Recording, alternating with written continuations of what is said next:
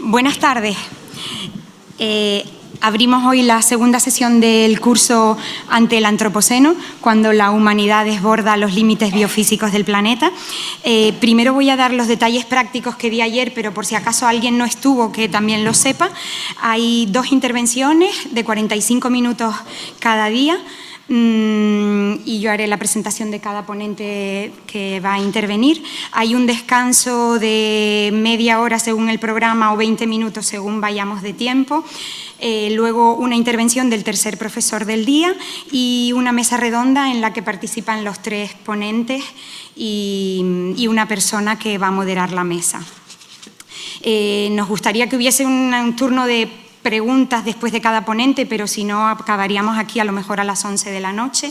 Entonces lo que hemos pensado es que después de cada ponente, a mí o a mis compañeros de sala, en las carpetas que le han dado hay unas tarjetitas como esta donde ponen el nombre del ponente y la pregunta que quieran dirigir, y luego el moderador va a seleccionar o hará lo que sea para hacer un turno fluido en la mesa redonda del final. Y ya saben que la Fundación hace entrega de un certificado y que tendrán que firmar los 4 días para que haya un 75% de asistencia para entregar el certificado. Como dije ayer, y se cumplió así, espero que los tiempos se respeten, tanto de descanso de los alumnos como de intercambio de tecnología y por parte de los profesores. Y nada, presento ya a José Luis de Vicente, gracias por haber venido. Va a hablar con una ponencia titulada Vivir en la casa que arde, cómo pensar y pensarnos en la era de la crisis planetaria. José Luis de Vicente es comisario de exposiciones, escritor e investigador especializado en el análisis de los espacios culturales existentes entre la tecnología, la innovación social, el arte y el diseño. En la actualidad desarrolla diversos programas de investigación, entre ellos uno titulado Visualizar, sobre la cultura de los datos, en el Laboratorio Ciudadano Media Lab Prado de Madrid. Este laboratorio funciona como un lugar de encuentro de producción de proyectos culturales diversos. Es comisario del área de innovación del Festival Sonar en Barcelona y uno de los organizadores de un festival que se celebra en Manchester, que está en la vanguardia de la cultura digital, uniendo a personas apasionadas por la tecnología, el arte y la cultura. Es miembro fundador de una consultoría especializada en la innovación para entidades culturales. Ha comisariado múltiples simposios y exposiciones sobre arte y tecnología, ciencia y diseño. Tiene la palabra José Luis de Vicente. Muchas gracias. Gracias, Idoia, y buenas tardes a todos. Gracias a la Fundación por haberme invitado, a Fernando y a Yayo. Es un placer volver a esta isla cada vez que tengo ocasión.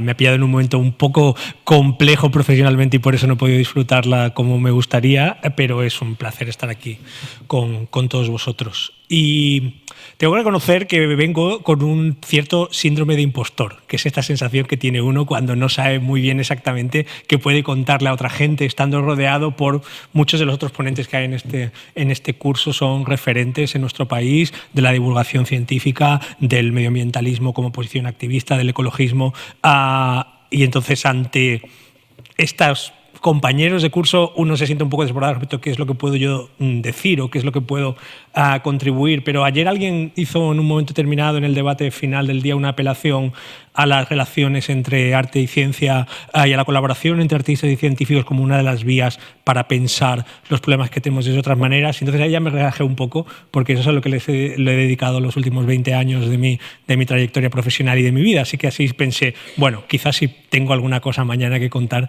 que pueda venir al caso.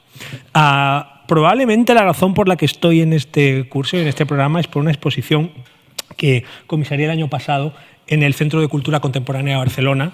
El CCB de Barcelona es una de las instituciones españolas con una tradición más larga de inspeccionar, escudriñar y generar discursos de tesis sobre los grandes problemas de nuestro tiempo. De alguna manera creo que ha sido uno de los centros pioneros.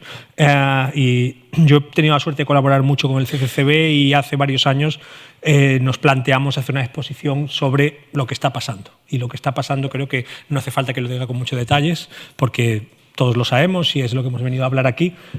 Uno de los retos de la exposición fue que precisamente no íbamos a hacer una exposición sobre el cambio climático, entendido como una exposición que concienciara y explicara los problemas a los que nos enfrentamos y qué es lo que todos podemos hacer en vez de ello.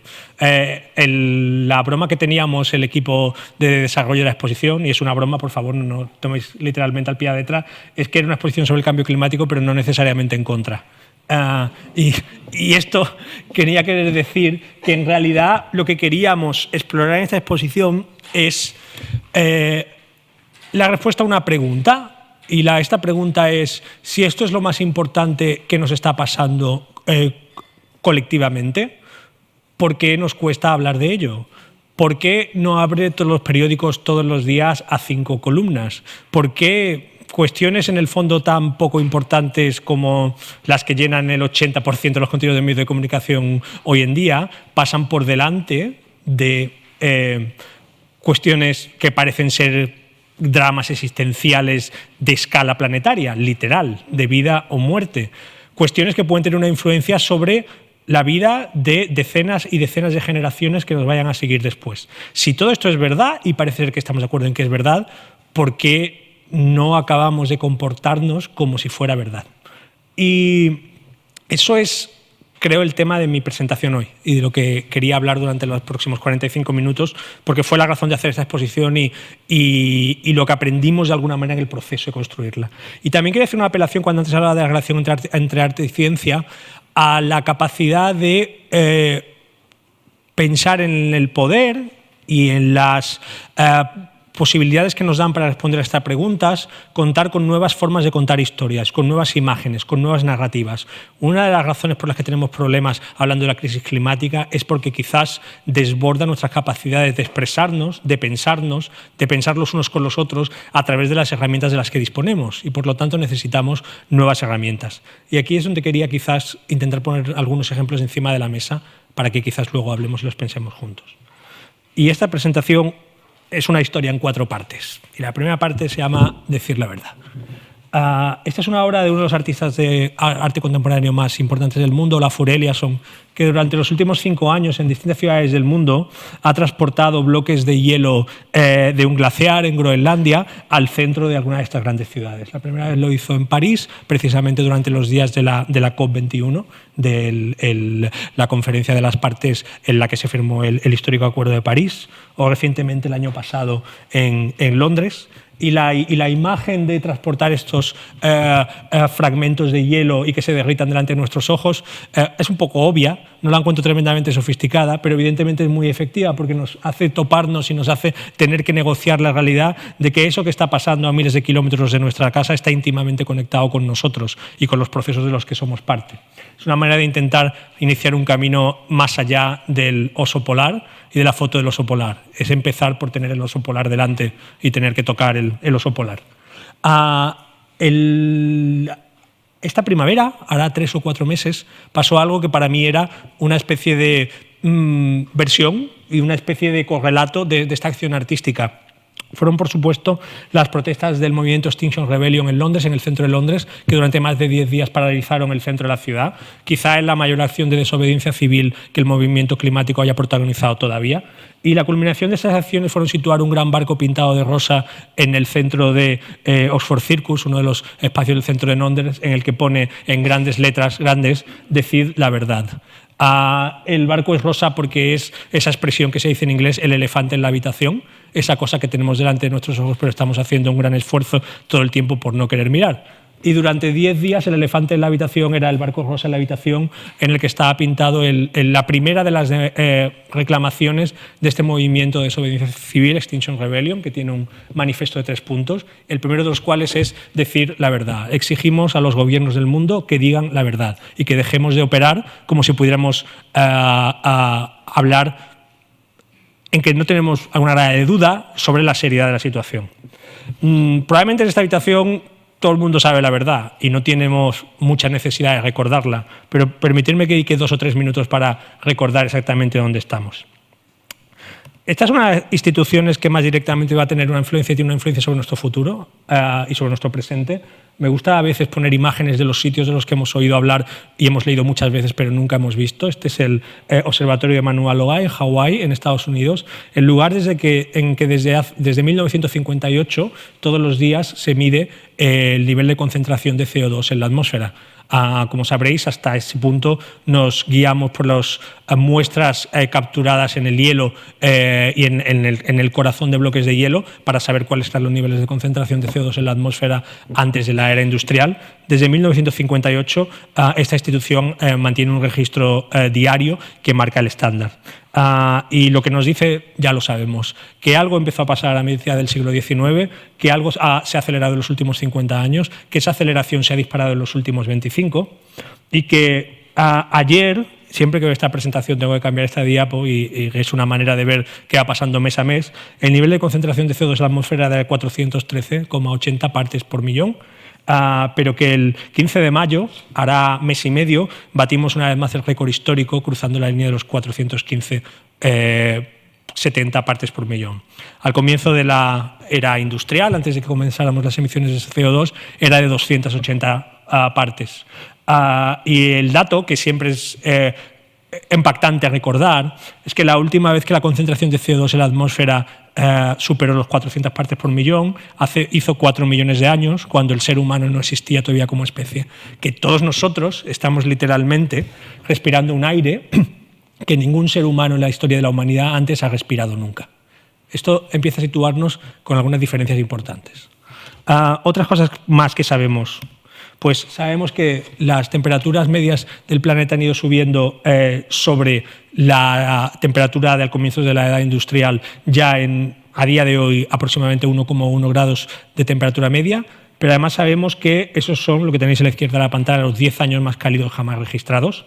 De los 10 años jamás registrados, 9 sucedieron en el siglo XXI. Probablemente el año que viene podemos decir que los 10 sucedieron en el siglo XXI. Los 5 más registrados son los 5 últimos.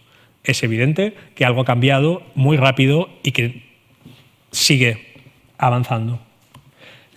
Mientras tanto, la cantidad de hielo y la superficie de hielo en el Ártico se ha reducido en los veranos un 40% desde 1979 en superficie y un 70% en volumen. Es decir, cuando algunos de los que estamos en esta habitación éramos ya casi empezando a encarar la adolescencia, había un 70% más de volumen de hielo en el Ártico.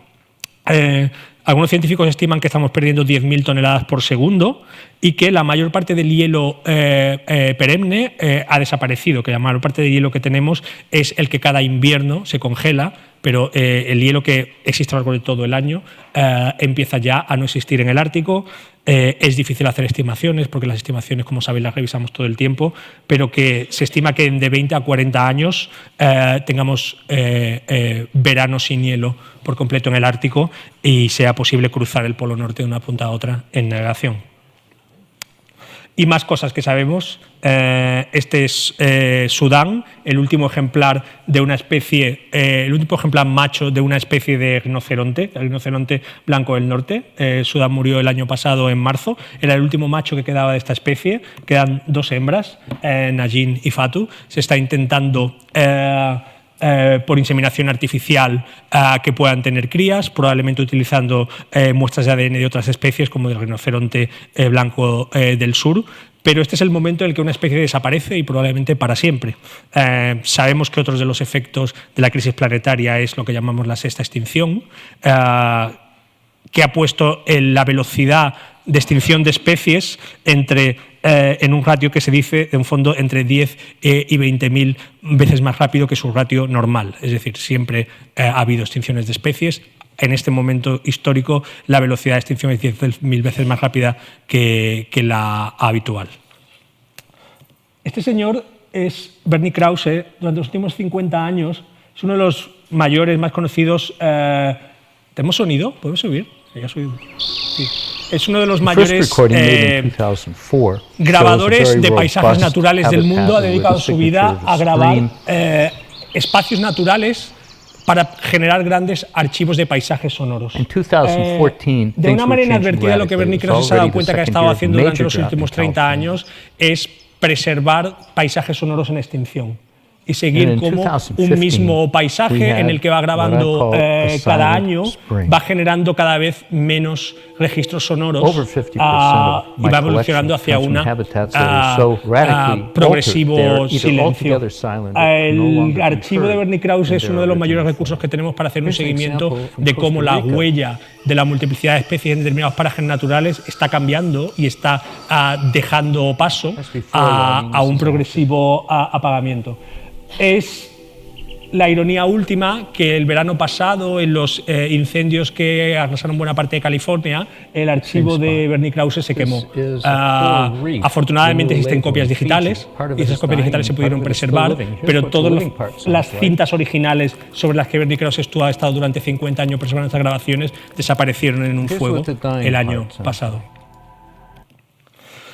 Uno de los problemas que tenemos, como decía, para hablar o para reconocernos en este problema es la misma noción de cómo lo representamos, cómo lo contamos y cómo lo reconocemos en efectos, en patrones, en gestos, en imágenes que formen parte de nuestro día a día. Los filósofos contemporáneos están desarrollando toda una serie de vocabularios o de acercamientos a cómo, de alguna manera, querer expresar la distancia que hay entre nuestra experiencia cotidiana del mundo, entre cómo nos reconocemos y cómo reconocemos imágenes y gestos a nuestro alrededor, y cómo esto se va de alguna manera desencajando o distanciando de procesos que están pasando y que son parte de nuestra realidad, pero que no tenemos palabras o imágenes para expresar. El filósofo Timothy Morton, uno de los que más ha escrito sobre este efecto, llama a esto, o utiliza un término que creo que es útil para entender esta idea, es la idea de hiperobjeto. Morton dice que hay objetos en el mundo que son demasiado grandes y se mueven demasiado lento para verlos. Y el cambio climático, por supuesto, es uno de los hiperobjetos por excelencia. Es algo que está en todas partes, pero que no sabemos exactamente el aspecto que tiene. Es algo cuyo ratio de evolución es suficientemente rápido para tener un impacto devastador sobre la evolución de las próximas generaciones de múltiples especies, pero es lo suficientemente lento para no ser percibido en nuestra experiencia cotidiana del día a día como algo que está delante de nosotros. Probablemente cada vez menos. Y esta es una de las maneras que creo que dificultan o que explican nuestra incapacidad para entender cómo empatizarnos o cómo encontrar un reflejo en lo que está pasando en el mundo y, por lo tanto, cómo situarnos frente a ello. Este es un proyecto que ha causado un gran grado de revuelo. Ha sido el ganador este año en la Bienal de Venecia, en el pabellón de Lituania. Y es una ópera, en realidad el proyecto es una ópera, aunque esté presentado en forma de instalación artística, en el que durante una hora el escenario es una playa y lo que tú ves son unos veroneantes en la playa, el público está situado encima, lo ve desde encima, y en realidad es una escena completamente banal en la que se filtra entre los comentarios, entre las conversaciones, entre las anécdotas que unos actores se cuentan a otros, la sombra de una inquietud o la sombra de una preocupación. Esa preocupación, esa inquietud, por supuesto, es la percepción o la idea de que las cosas no están bien, de que están pasando cosas ante las que no sabemos cómo reaccionar, a las que preferimos no mirar a los ojos y las que no queremos hablar. Esta imagen creo que es muy potente, porque de alguna forma los que estamos en la playa somos todos nosotros. Y somos todos nosotros como una estrategia de supervivencia, como algo que hacemos operando de nuestras dificultades cognitivas e intentando abordar un problema que es muy difícil, que tiene muy difícil forma de abordar. Es el asumir la realidad o enfrentarte a una frase. La frase es: no podemos seguir viviendo de la manera en que vivimos. Esa es una frase que es muy difícil de asumir desde la experiencia de lo cotidiano y que, por ejemplo, tiene cero capital político, sobre la que ningún político puede ejercer ninguna clase real de instrumentalización para obtener sus fines. De alguna manera, lo que me gusta pensar, o una forma de explicar, y creo que esto nos ayuda a entender dónde estamos, es que de una forma determinada nosotros ya no vivimos en el mismo planeta en el que vivían nuestros abuelos, que estamos un poco, de alguna forma, no sé si recordáis El planeta de los simios, esta película en que unos astronautas exploran un planeta desconocido solamente para descubrir al final de la película que en realidad están en la Tierra, están en el mismo planeta que ha pasado por un proceso traumático que lo ha cambiado para siempre. Nosotros somos un poco los astronautas en la nave espacial del planeta de los simios, que estamos volviendo a un planeta que es nuestro planeta, pero de alguna manera, en muchos signos y de muchas maneras, nos deja entender y nos marca que ya no lo somos. Las primeras imágenes que tenemos del planeta completo, la primera fotografía que muestra la Tierra entera, no tiene más de 50 años. Son fotografías de las misiones espaciales de finales de los 60. Algunas de estas imágenes son algunas de las imágenes más reproducidas de la historia, como el famoso Earthrise o Blue Marble, que muestran un planeta impoluto, una esfera frágil flotando en la mitad de la oscuridad. Una manera de entender dónde estamos es entender que nosotros ya no vivimos en ese planeta, que la imagen de los años 60 no explica y no muestra el mismo planeta en el que vivimos hoy. Los calendarios de eras geológicas, siempre que representamos visualmente de qué se componen las edades del planeta, tienen esta forma, esta espiral, y la emergencia de la idea del antropoceno, o para otros el capitaloceno, o para otros el tuluceno, propone o obliga a su modificación. Nos viene a decir que la última de todas las eras, las que acaba la espiral, el Holoceno, ha tocado a su fin y estamos al comienzo de una nueva era. Este es el problema que estos señores, el grupo de trabajo del Antropoceno, un grupo de estudio de geólogos, han tenido que abordar en un momento determinado, y son desde la comunidad académica, uno de los agentes que determina si tenemos suficientes evidencias para mostrar que estamos en una era geológica distinta, caracterizada porque la primera fuerza de impacto y transformación del planeta es la actividad humana. Uno de los puntos de corte, dado que tenían que buscar un punto de corte para determinar que si estamos en una nueva era geológica, dónde empezó, cuándo empezó estas, y hay distintos posicionamientos, esto no es una verdad empírica, evidentemente, hay distintas maneras de entenderlo, es este día. Es difícil pensar que una era geológica puede empezar un día, una hora y en un segundo determinado, pero una de las propuestas del grupo de trabajo del Antropoceno es que sí, es que es el 16 de julio de 1945 en el momento de la denotación del primer test nuclear, de la primera bomba atómica, porque a partir de ese momento, esa acción genera un impacto que quedará en el registro geológico y que permitirá a los geólogos del futuro marcar aquí, en esta línea, a partir de este momento, algo pasó y algo cambió. Se suele decir también que esta es una fecha que funciona por conveniencia porque coincide con esta otra, el comienzo de un proceso que muchos han venido a llamar la gran aceleración. Y la idea de la gran aceleración es que estamos al principio, de que a mediados del siglo XX, en torno a los años 50, muchos indicadores de usos de recursos, de crecimiento demográfico, de multiplicación de instalaciones industriales, de desarrollo de infraestructuras, se dispararon exponencialmente y crearon el mundo en el que vivimos ahora, un mundo que tenía 1.500 millones de habitantes en 1950 y que se acerca ahora mismo a los 8.000 millones de habitantes. El proceso de desarrollo acelerado más importante en la historia de la humanidad. Otro de los señales que el grupo de trabajo del Antropoceno marca como un posible registro en el récord geológico, en el registro geológico al que mirar, es la extensión de un pájaro que es el pájaro más común hoy en día en el planeta, cuyos huesos se encontrarán en el subsuelo de prácticamente cualquier punto del mundo. Es el pollo doméstico o el pollo de granja, que de alguna manera no es en realidad un pájaro que existiera antes del Antropoceno. Es el resultado de múltiples intervenciones por parte de la mano del hombre para acabar creando una especie que se ajusta exactamente a sus necesidades y que responde a sus criterios. El pollo de granja es un habitante de este otro planeta que ha sufrido lo que Bruno Latour, el filósofo de la ciencia quizás más importante en su momento, ha llamado mutación, llama la idea de mutación. La idea de mutación es esta a la que venía a referirme. De alguna forma el planeta en el que vivimos no es el mismo planeta en el que nacieron nuestros abuelos. En 2 generaciones tenemos múltiples indicadores de que la realidad del planeta ha cambiado, porque ha cambiado la composición química de su atmósfera, la acidez de sus océanos, la distribución de su biosfera, su número de especies y muchas otras cosas. Una de las cosas que están haciendo más interesantes, creo que artistas de todo el mundo hoy, es encontrar imágenes, relatos, historias para explicar cómo está teniendo lugar la mutación. Y me ofrezco a contaros algunas de las que me parecen interesantes. Este es un proyecto que me resulta totalmente fascinante. Es un proyecto de un artista de Singapur que se llama Charles Lim, que cuenta la historia de su país. Singapur no es un país normal, es un país de 5 millones de habitantes, que hasta la mitad del siglo XX era un país muy pobre, pero que se ha convertido en el mayor puerto comercial del mundo y en una de las capitales financieras del sudeste asiático, lo cual lo ha convertido en un país tremendamente rico.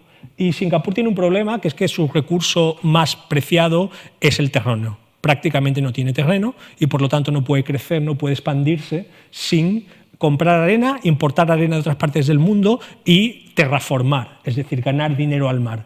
Ganar terreno al mar, dinero también, es lo mismo, terreno y dinero. Es un lapsus muy práctico.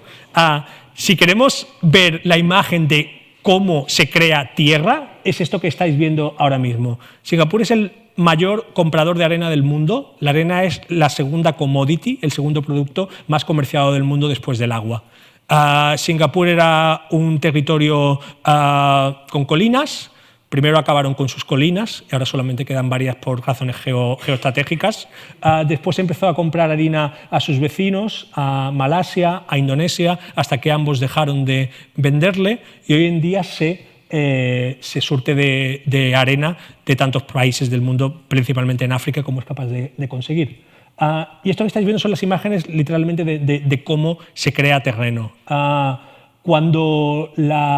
Básicamente la manera en la que creas terreno es que creas unas enormes esclusas, bombeas el agua y echas la arena dentro. Y este proceso pasa a lo largo de unos periodos de tiempo alargados. Y lo que este artista Charles Lim me contaba, que es absolutamente fascinante, es que cuando el terreno cae, como estáis viendo aquí ahora, cuando la arena cae, hasta que se solidifica y se asienta, pasan 2 años. Durante esos 2 años, al menos, el terreno tiene la apariencia de tierra, pero sigue teniendo estatus legal de mar. Aquello legalmente todavía sigue siendo mar. Y al final de este proceso, un funcionario llega y performa un acto administrativo que tiene algo casi de bíblico, que es declarar que a partir de este momento esto que era mar es a partir de ahora tierra. En una especie de transformación mágica del agua en terreno. Singapur, sin embargo, tiene un problema, que es su posición en el sudeste asiático, que le coloca en uno de los puntos del mundo más vulnerables a la subida del nivel del mar. La reclamación de tierra al mar solamente es viable, solamente es rentable hasta una profundidad determinada. A partir de un momento determinado no hay más agua que puedas bombear, no hay más arenas que puedas hacer para llegar al mar. Y como determina la lógica y también el principio de Arquímedes, cuando ganas tierra al mar y el mar sube, la primera tierra que el mar va a recuperar es la tierra que le has ganado. Con lo cual, de alguna manera, Singapur es un país condenado a una guerra infinita contra el mar y contra la subida del mar, en uno de los enfrentamientos, creo, más claros entre capital y territorio y planeta que se están librando en el mundo hoy en día. Está cambiando el cielo también. Este es Tomás Araceno, un artista chileno, radicado en Berlín, que se ha dedicado y todo su trabajo gira alrededor de la atmósfera. Y este año la Bienal de Venecia ha presentado ese trabajo en el que muestra cómo los meteorólogos y los climatólogos están empezando a entender que empieza a haber propuestas en que necesitamos catalogar y definir nuevas formas de nubes, que el llamado Atlas de las nubes, que cataloga las formas de las nubes, va a tener que ser ampliado por distintas maneras en las que la acción del hombre está cambiando la topología y la clasificación de las nubes. Empezamos a distinguir entre nubes antropogénicas y nubes naturales, si esa palabra todavía significa algo. Hemos creado un mineral artificial que se llama plástico, que sabemos que está en absolutamente todo el mundo, incluyendo en nuestro riego sanguíneo, en el agua que bebemos, en el sistema digestivo de la mayor parte de especies del mundo, en 2 grandes islas que flotan en mitad del Pacífico y que a veces se está fundiendo con los minerales naturales en una especie de quimera, en una hibridación que está creando también nuevas formas minerales para el antropoceno. Es el trabajo de un artista que se llama Kelly Jasbach, que trabajando con el científico Charles G. Moore, empezó en la costa de Estados Unidos a identificar fragmentos de roca, arena y sedimentos que fusionados con plástico y con restos de plástico generaban una nueva tipología de rocas que a veces el mar expulsa y se echa fuera. Las han bautizado como plastiglomerates, plastiglomerados. Hay polémica en la comunidad científica sobre si el registro geológico las acabará incorporando y efectivamente, al igual que la radiación en la explosión de Trinity, al igual que los huesos de pollo, podremos identificar el antropoceno por la aparición de nuevos minerales, o si acabarán desapareciendo y dejándose ir. A veces tengo muy poco tiempo para contaros todo lo que os quiero contar, con lo cual tengo que contar cosas de manera muy rápida. Pero este es otro proyecto que me parece absolutamente fascinante. Es un proyecto de un estudio italiano que se llama Studio Folder, que durante los últimos 5 años ha estado estudiando cómo, dicho en una frase y de manera rápida, la frontera entre Italia y Austria en los Alpes se está moviendo. El mismo límite que marca la separación entre un país y otro depende de la posición de un glaciar, y el glaciar se está moviendo, está cambiando de lugar. Durante mucho tiempo han realizado prospecciones con estos sensores con GPS para ver cómo la marca de la forma del hielo desplazaba o hacía que se entrara o saliera de las líneas naturales que dividen los dos países. Y es una de las múltiples formas en las que necesitamos nuevas cartografías para el antropoceno, o estamos buscando también nuevas formas de representación que reconozcan de qué manera las fronteras humanas también se están moviendo por debajo de la transformación de las fronteras y de los límites naturales. Si tuviéramos una forma de escultura o una especie de monumento, hubiera tenido que nombrar un monumento humano para el antropoceno, creo que esta es la obra que hubiera elegido. Es una obra de un artista americano, Trevor Paglen, que realizó este cubo. Es un cubo de cristal y de mineral que se encuentra en la zona de exclusión de Hiroshima, en Japón. Si quieres ver la escultura tienes que entrar en la zona de exclusión, por lo cual, en principio, la mayor parte de la gente no lo podrá ver por una cantidad de tiempo a determinar entre 30 y 10.000 años. Es un cubo de cristal generado o hecho con muestras en su exterior de cristales irradiados por radiación recogidos en Fukushima, y que en su interior incluye muestras de lo que se llama o lo que se conoce como trinitita. La trinitita es los restos de material generados por la explosión, la detonación de la bomba Trinity, de la primera prueba de detonación nuclear en el desierto en Estados Unidos en 1945. Es un material mítico, hay un mercado de coleccionistas de segunda mano de trinitita, hay múltiples falsificaciones y muestras falsas. El gobierno americano obtiene la mayor parte de su cantidad, pero si alguien tiene curiosidad por conseguirlo, ya digo, hay un mercado de segunda mano para tener una muestra de trinitita. De alguna manera, el contenido de la primera detonación nuclear rodeado por material irradiado por el último desastre nuclear de gran escala humano es la mejor manera de marcar y de alguna manera dejar una huella de esta distancia y de este corte, de esta discontinuidad entre un momento histórico y el siguiente. Una de las cuestiones que más vamos a hablar, supongo, estos días aquí y de las que hemos preguntado es ¿cuál es el plan? Entonces, ¿qué? ¿Ahora cómo? Y evidentemente esta pregunta no tiene una respuesta, tiene muchas respuestas y probablemente no necesitamos una, necesitamos tantas como queramos y desechar todas las que podamos. Dicho de manera rápida, lo más parecido que tenemos a un plan, ya sabéis lo que es el Acuerdo de París, que nos viene a decir que en algún momento por determinar entre la segunda mitad del siglo XXI, entre 2050 y 2100, las emisiones de CO2 a la atmósfera tienen que ser cero, como nuestra única esperanza de que las temperaturas medias del planeta no suban por encima de los 2 grados, idóneamente 1,5. Hay una segunda parte del Acuerdo de París que nos explica tanto, y si hay algún experto en la sala que me lo quiere explicar mejor, encantado, porque es una parte que realmente pone mucho los pelos de punta. Esta parte viene a decir que si hacemos todo eso, si descarbonizamos hasta llegar a 0 emisiones en la segunda mitad del siglo XXI, estaremos en la mitad del camino que tenemos que recorrer para que la temperatura no suba más de los 2 grados de temperatura media. Pero luego nos queda otra mitad, es decir, necesitamos hacer otra cosa para cumplir el restante 50% del objetivo. Y esa otra mitad es conseguir extraer CO2 de la atmósfera o reducir la cantidad de CO2 que se encuentra en la atmósfera, algo que solamente sabemos hacer de dos maneras. Uno, plantando árboles, reforestando de una manera muy notable, dado que los árboles capturan ese CO2. Y el otro es inventando y desarrollando tecnologías que nos enseñen a extraer directamente CO2 de la atmósfera con un coste energético menor que aquel que estamos usando. Algo que básicamente en 2019, hasta donde sabemos, básicamente no sabemos cómo hacer. Con lo cual, en buena parte estamos también apostando nuestras posibilidades de futuro al desarrollo de tecnologías que aún no tenemos. Una de las cosas que nos pasa cuando imaginamos o cuando pensamos cómo saldremos de esta y en dónde nos pondremos, es decir, pueden pasar dos cosas, ¿no? Pueden pasar que consigamos los objetivos del Acuerdo de París o que no los consigamos. Si los conseguimos y las cosas salen bien, y el plan más o menos sale bien, viviremos en un mundo radicalmente distinto al de hoy. Y si no lo conseguimos, viviremos en un mundo radicalmente distinto al de hoy. En ambas cosas parece ser que tenemos consenso. Lo que pasa es que parece que solo somos en general capaces de imaginar dos mundos. Uno es una utopía sostenible de ciudad de jardín verde donde todos nos movemos en bicicleta en ciudades de alta densidad, comemos productos de proximidad y hemos cambiado nuestra relación con el ciclo. Y otro es una distopía apocalíptica, ¿no? Un mundo en el que peleamos hasta por el último recurso en las ruinas de una civilización acabada, destrozada por sus propias incongruencias.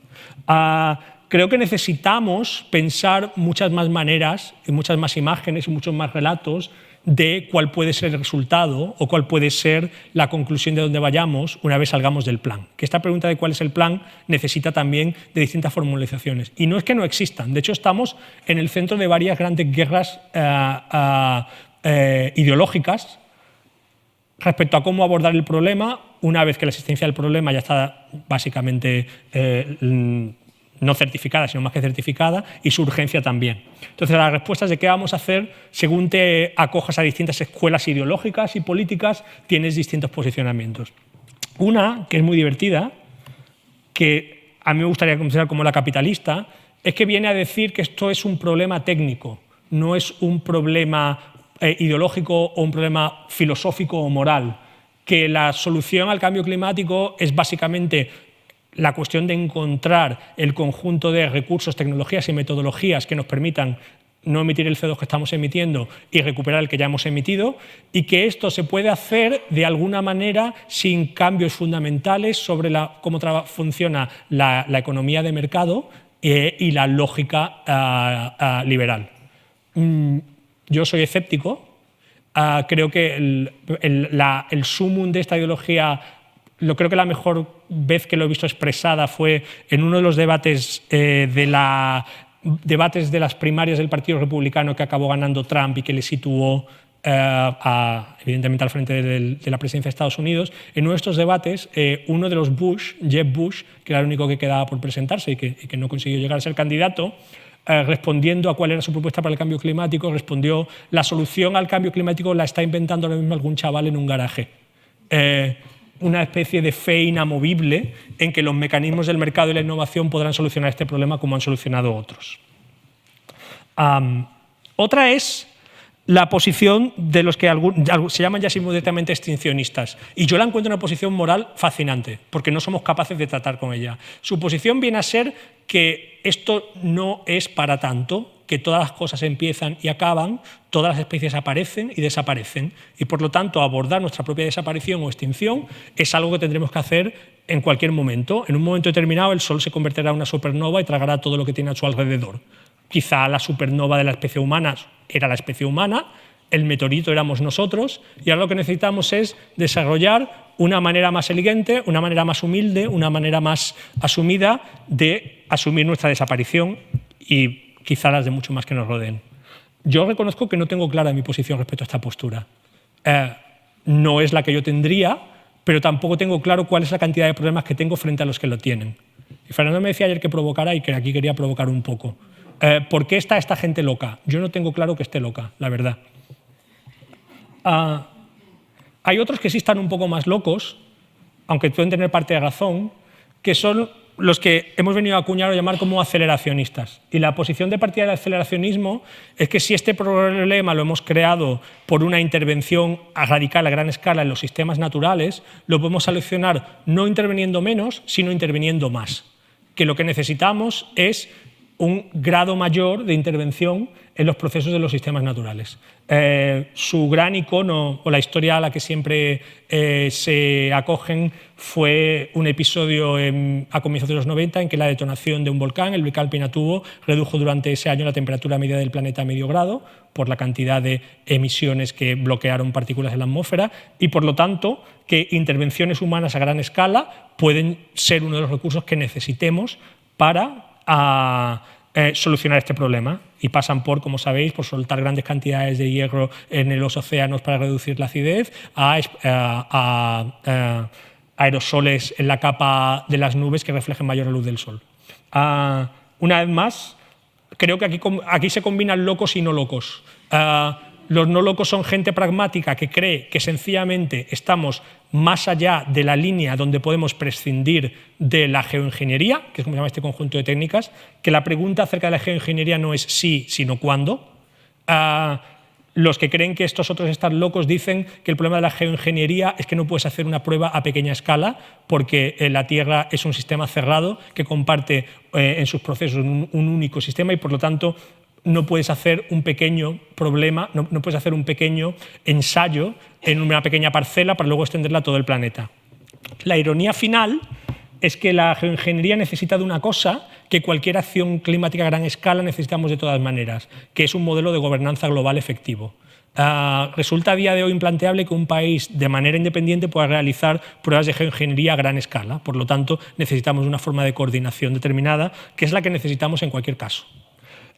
Una variante de los aceleracionistas, cuando se les han acabado todas las respuestas, y esto sí creo que están francamente locos de atar, son aquellos que empiezan ya a contar la historia de que el final del planeta no tiene que ser el final de la especie humana y que podemos empezar a pensar en la salida y la escapada. A mí no me preocuparía tanto que estos estén locos si no fueran porque algunos de ellos son algunas de las personas más ricas del mundo, como este señor, el señor Jeff Bezos, el propietario de Amazon, que no hace más de un mes estaba presentando como parte de los proyectos de Blue Origin, su compañía privada de proyectos de lanzamientos espaciales, de cohetes y satélites, la idea de grandes colonias que permitieran la expansión de la especie humana. Solo por dejarlo claro, y esta es de las pocas veces que me voy a mojar a fondo. Lo que a mí me parece increíblemente perverso y maligno de los relatos de alguna de esta gente es que saben que es una fantasía. Básicamente estamos fabricando una fantasía que quiere pasar por encima el hecho básico de que no somos capaces de mantener un ser humano vivo a día de hoy en Marte. Por lo tanto, cualquier relato que nos ponga en escenarios de colonias espaciales en los que decenas de miles de personas vivan una vida armónica y sostenible solamente es una narrativa de distracción. Y uno tiene la sospecha de que es un relato que sirve para generar un imaginario de esperanza colectiva mientras ellos se refugian en sus granjas acorazadas en Nueva Zelanda. Otro relato es, por supuesto, el del decrecionismo. Es el que viene a decir que necesitamos cambiar nuestras prioridades y pasar a un modelo en el que tengamos menos, usemos menos y acabemos, lógicamente, con las lógicas de consumo, de producción desaforada a gran escala que ha creado la lógica del capitalismo. Yo, en principio, creo que me parece justo darle a todo el mundo, para que luego en el debate hablemos, no tengo ningún problema de partida con el decrecionismo, excepto que creo que peca de un cierto conservadurismo, se basa más en imaginar soluciones que ya tenemos frente a imaginar soluciones nuevas, y creo que necesitamos muchísimas más soluciones nuevas que las que tenemos. Y lo que creo que sí podemos decir es que para algunos, no todos, y no estoy queriendo representar al decrecionismo entero, pero para algunas facciones suyas hay un cierto relato o fantasía de vuelta a la tierra, de vuelta al origen, de retorno a una Arcadia natural preindustrial, que en un mundo cercano a los 8.000 millones de personas es una absoluta fantasía y que no es más real que la construcción de colonias espaciales en órbita alrededor del planeta. ¿Qué he hecho? ¿Qué ha pasado? Esta es una de mis obras de arte favoritas. No tiene nada que ver con el cambio climático y con la crisis planetaria, pero es una obra que me ha conmovido mucho en cuanto a lo que tiene de posición moral. Es una obra de Yoko Ono, que se llama Mending Peace, o sea, Proyecto para Arreglar, y básicamente es una mesa en la que encuentras un montón de loza rota, de platos, tazas, vasos rotos en distintos pedazos. Y lo que la obra consiste es en que te sientes a pegarlos y a reconstruirlos. Y la estantería que hay detrás son estanterías donde los visitantes ponen las piezas que han conseguido de una u otra manera, en un estado más o menos precario que otro, reconstruir y pegar, ¿no? De alguna manera creo que es una de las posiciones más honestas en las que nos podemos situar hoy en día. Desde no una posición heroica y no una posición épica, sino reconocer que estamos en el momento de habitar un planeta herido, saliendo de los restos de una catástrofe que tiene consecuencias, y en la que una de nuestras posiciones morales más humildes, pero también más efectivas que podemos asumir, es la de reconstruir, y la de construir sin grandes soluciones globales que sirvan en todos los casos, sino como un repertorio de gestos, de propuestas, de modelos y de formas en el que qué significa vivir en un mundo en la actitud de reparación, ¿no? En la actitud de arreglar y reconstituirnos. Por supuesto, una de las labores fundamentales va a ser la adaptación, y adaptación no entendida como supervivencia, como algo que tenemos que hacer por el simple impulso de querer seguir vivos, sino para mí como la capacidad del ser humano para reimaginar y reinventar las formas en las que vive, y pensar que la manera en la que vivimos no es necesaria, es contingente en el sentido más literal. No hay nada de la manera en la que vivimos que esté de alguna manera codificado en nuestro ADN de formas que no podamos superar. A mí me encanta coleccionar historias que te muestran o que te cuentan cómo algunos de los cosas que damos por hecho y que nos parecen indiscutibles y verdades universales tan absolutas como que el sol sale por la mañana y se pone por la noche, no han sido así necesariamente a lo largo de la historia de la humanidad. Sabéis, por ejemplo, que en otras épocas de la historia del hombre, y no tan lejanas, la gente no dormía 8 horas seguidas. Dormía un primer trozo durante las noches, entonces se despertaba, muchas veces permanecía en la cama, leía, comía o hacía el amor y luego seguía durmiendo un rato. La misma idea de dormir 8 horas seguidas no era ni inevitable ni natural.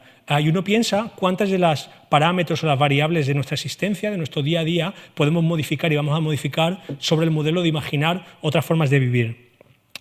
Uno de los proyectos más ambiciosos que hicimos en la exposición fue este. Es un proyecto desarrollado por un estudio de diseño inglés, Superflux, que es uno de los nombres más importantes en una disciplina emergente que en los últimos 10-15 años ha adquirido una importancia muy grande, que se llama diseño especulativo o diseño crítico.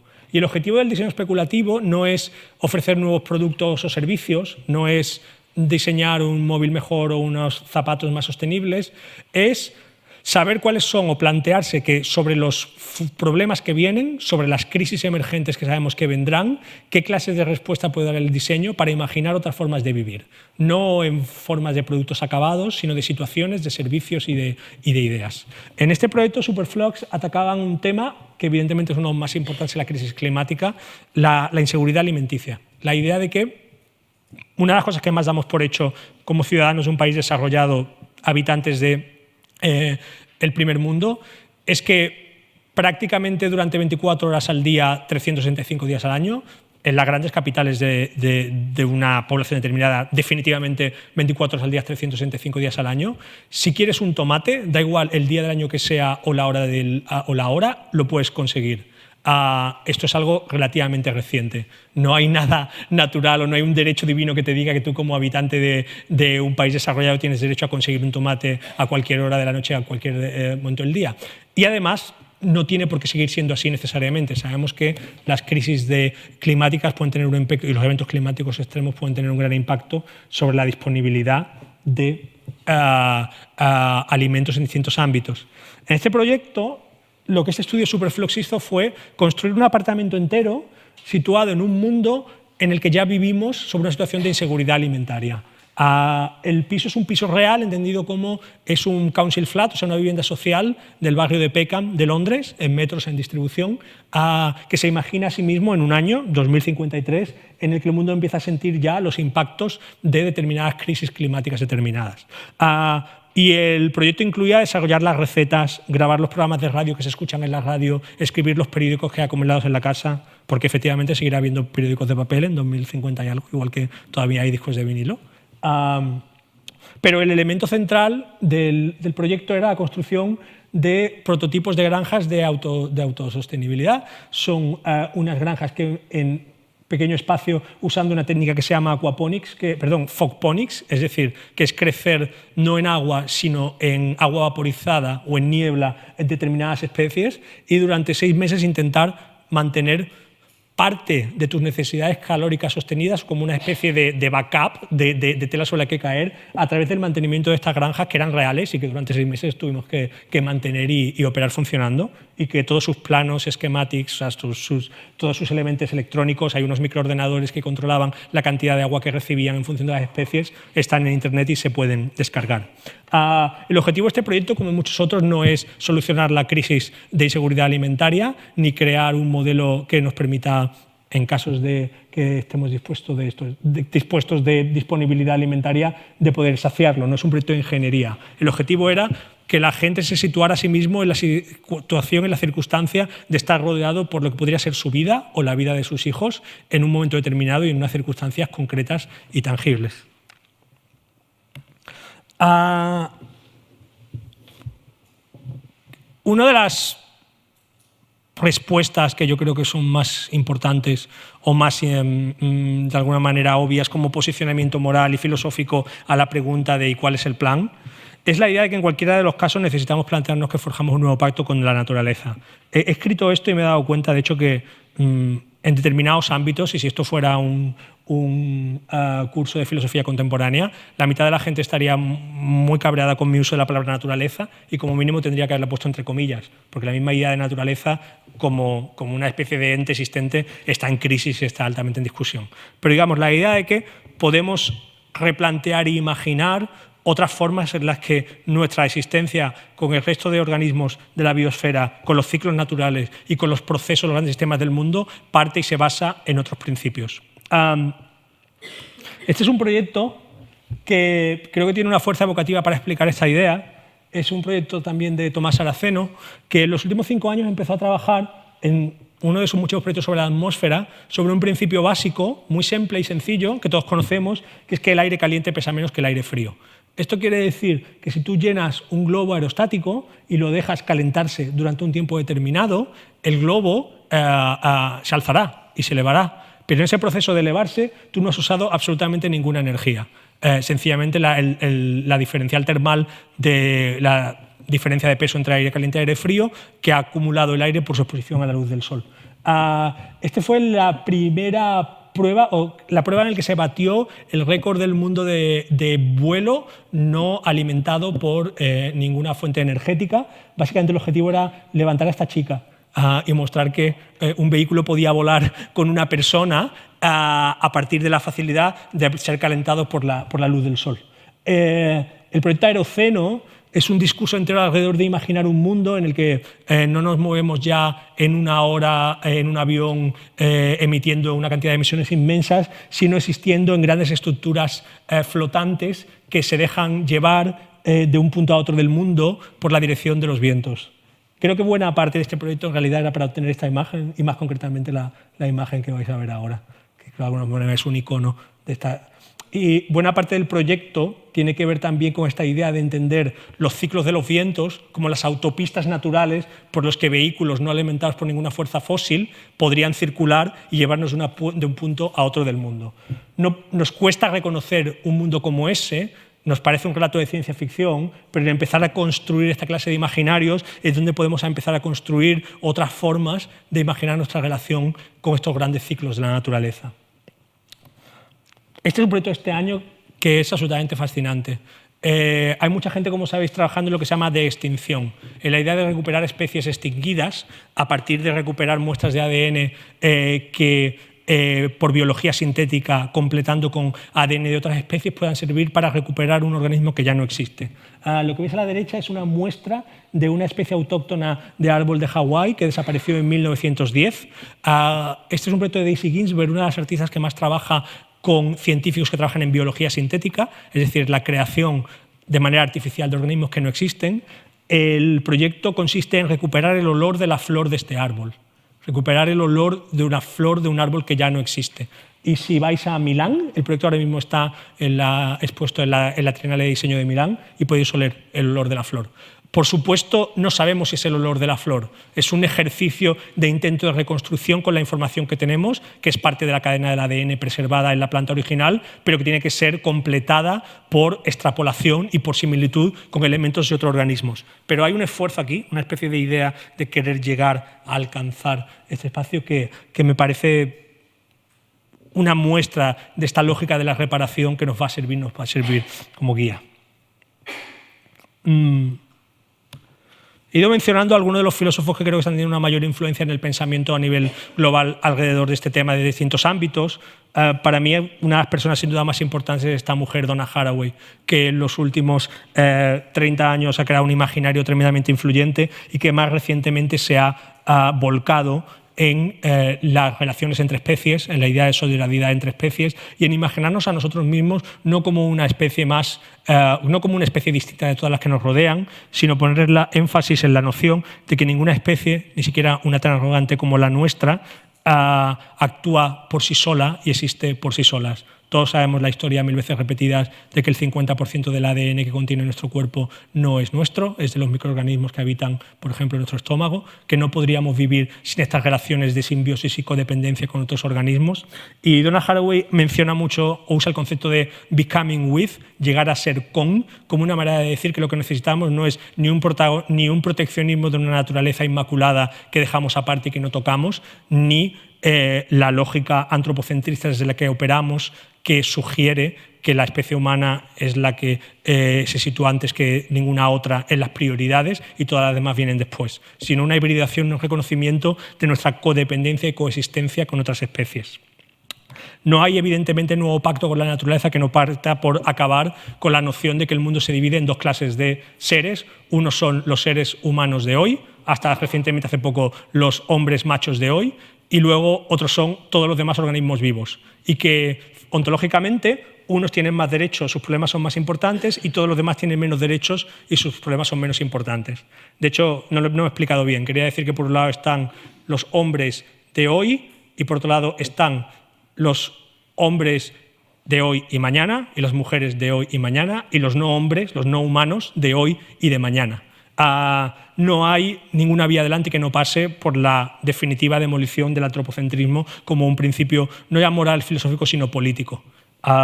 Sabemos que en los últimos años estamos viendo una auténtica revolución moral en cuanto a lo que sabemos sobre las vidas interiores, los sentimientos, las subjetividades, las complejidades de otras especies.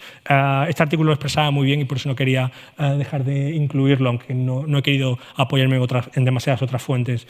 Un experto dice literalmente: no soy capaz de nombrar ninguna emoción que sea únicamente humana. No hay ninguna emoción que pueda reconocer, compleja, que solamente sea propiedad de la especie humana.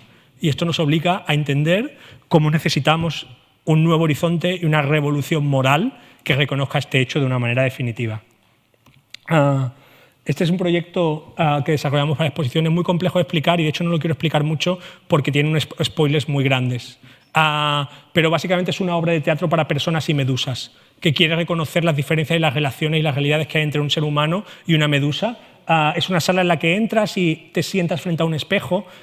Todos los miembros del espejo se sitúan, se ponen auriculares y una voz te habla. La primera pregunta, una de las primeras preguntas que te hace esa voz por los auriculares es una pregunta tremendamente incómoda, pero necesaria. Es una de las cosas en mi carrera profesional más interesantes y más difíciles que he visto hacer, que es todo el mundo se sitúa frente a un espejo y entonces la voz por los auriculares te dice que señales en el espejo a de todos los que estáis sentados a la persona que pensáis que va a morir primero. En un momento determinado descubres que el espejo no es un espejo, que es un acuario.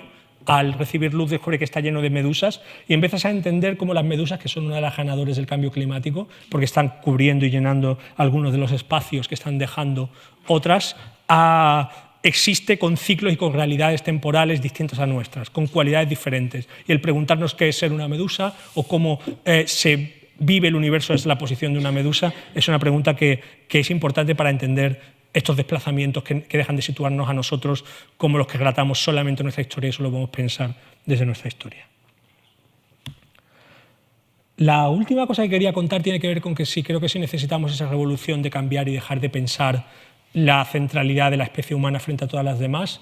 Otra centralidad que dejamos de pensar, que necesitamos dejar de pensar, es la que entiende las unidades en las que experimentamos del mundo solamente en las unidades que abarca la extensión de una vida humana. Es decir, que el universo de alguna manera en realidad se reduce al ciclo de 80 años aproximadamente, 90 si tenemos suerte, que sucede entre que nacemos y hasta que desaparecemos. Que en realidad todos somos partes de procesos que son mucho más grandes que esos arcos temporales. Y esos procesos además van a recuperar y van a incorporar nuestras contribuciones y también aquellos problemas que dejemos. Una de las maneras para pensarnos desde otro sitio es el que dice que nuestra vida no empieza y acaba cuando nosotros empezamos y acabamos, porque sus efectos no empiezan y acaban en ese ciclo.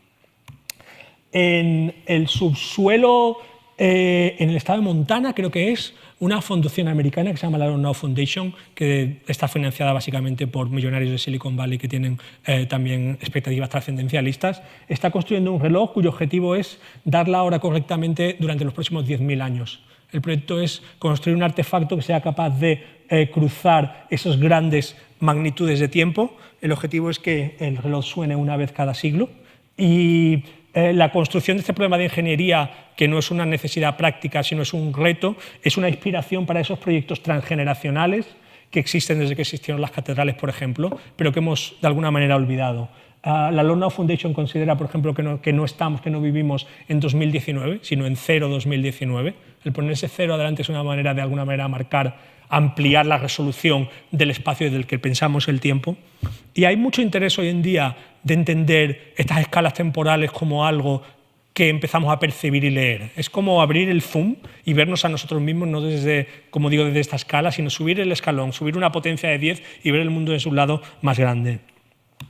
Rachel Sasma es una fotógrafa que se ha dedicado a fotografiar los organismos más vivos existentes en el mundo. Saber que hay organismos que existen desde hace 3.000, 4.000 años y considerarlo de alguna manera parte de nuestro patrimonio más importante es una manera de entender y de valorar nuestra existencia por encima de esos límites.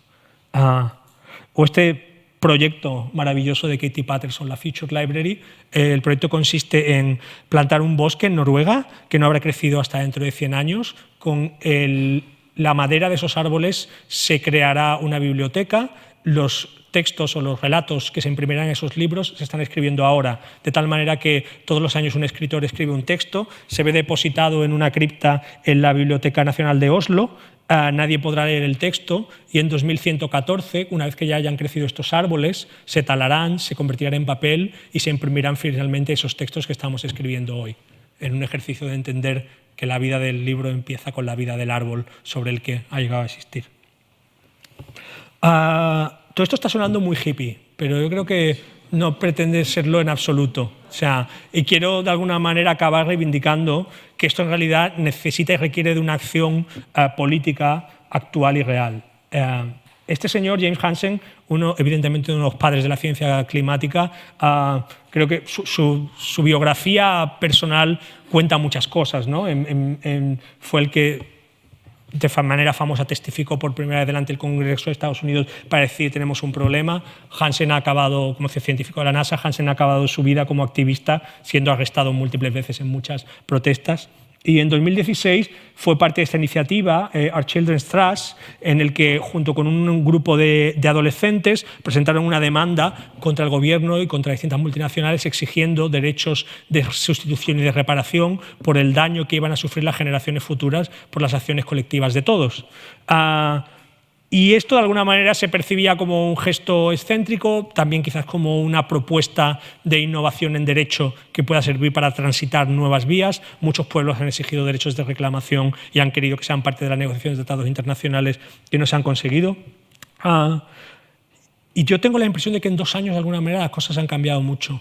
Porque cuando ellos dijeron esto era muy excéntrico, pero cuando apareció Greta, creo que lo más importante de lo que dice Greta y lo más importante de su figura, estando más o menos acertado otras veces, es la idea de reclamar que las generaciones futuras tienen derechos políticos y que esos derechos políticos son tan irrenunciables y tan defendibles como el de cualquiera de nosotros, que tú no adquieres derechos mágicamente al cumplir los 18 años y que todos aquellos que existen pero que no tienen voz ni voto, ya sean porque no tienen edad de votar porque no han nacido aún o porque pertenecen a otras especies que no votan, no carecen de derechos políticos. Sencillamente hemos decidido no reconocérselos y no dárselos.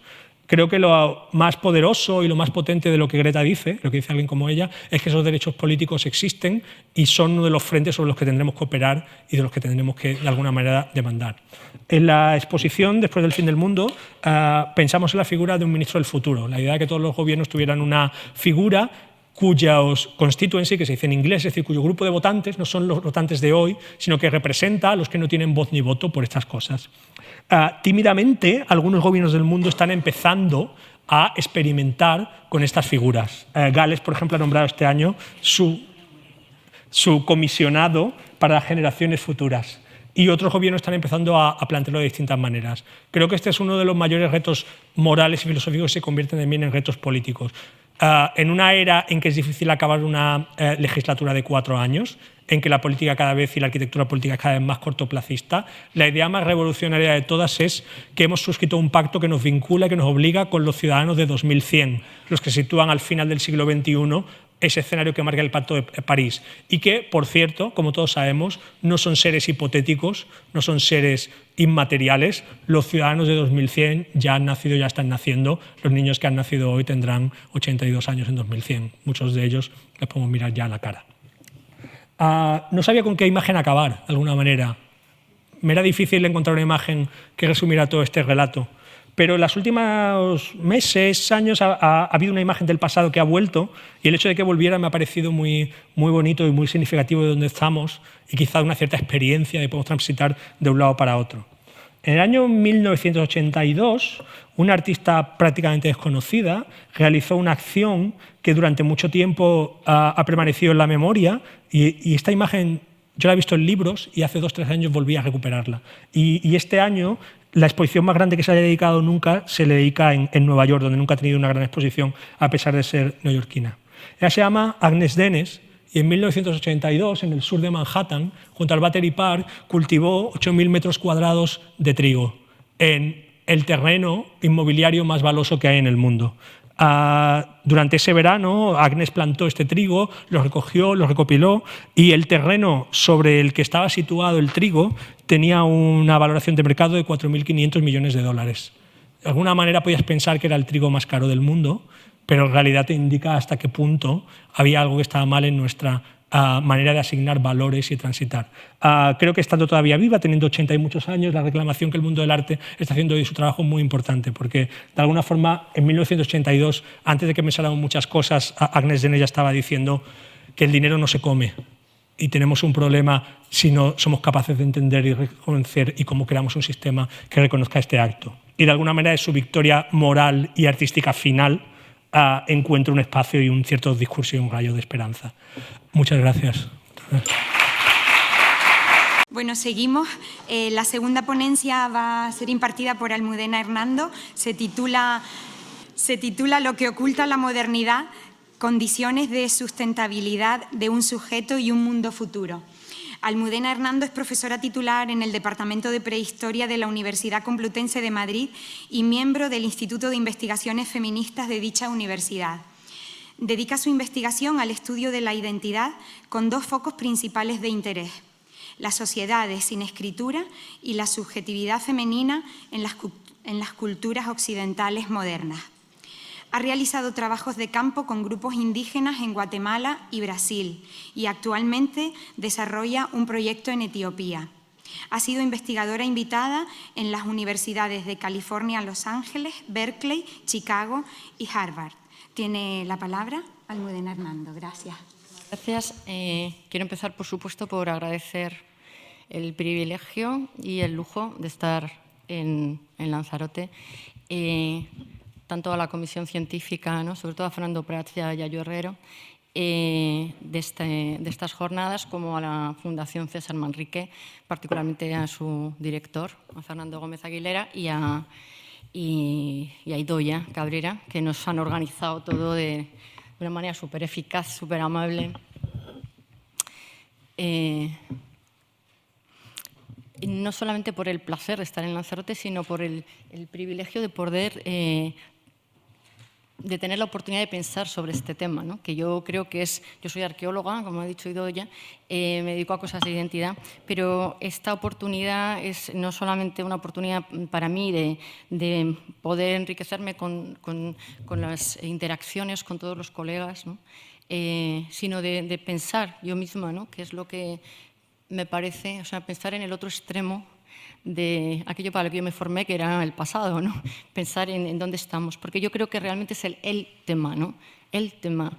De hecho, no sé, Fernando lo decía, ¿no? Y Fernando o sea, lo decían cuando se inauguró esto, ¿no? No sé cómo alguien puede existir hoy día sin pensar en este tema, porque no solamente está en todos los medios, sino que es una evidencia no solamente el cambio climático, sino que están aumentando los niveles de desigualdad social, que tiene que ver con esto, están aumentando eso, las migraciones, se están cerrando fronteras, está habiendo cada vez un desajuste mayor en todos los órdenes, ¿no? Yo voy a hablar no del colapso solo, sino de la devastación que estamos produciendo, cada vez menos sistemas de protección social. O sea, realmente creo que estamos en un punto de una crisis de colapso total, ¿no? De todos los sistemas sociales y por supuesto, de relación en todos los órdenes.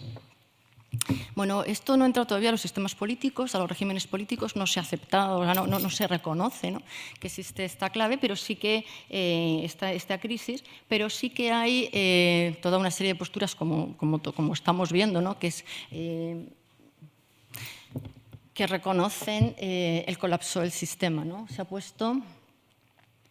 han puesto distintos nombres dependiendo de los matices que se dieran a esta última fase, ¿no? En la que se está viendo la devastación, como hemos venido viendo estos días, ¿no? Ayer y hoy, antropoceno, y se ha ido nombrando capitaloceno, ecozoico, gaiaceno, el término de Donna Haraway, el chuculceno que nombra Donna Haraway, etc. Y en general, casi todas las posturas que reconocen el problema, lo que defienden es que no se puede seguir separando estos conceptos, ¿no? De naturaleza y cultura, que existe una no sé si pasa algo que se va a ir separando.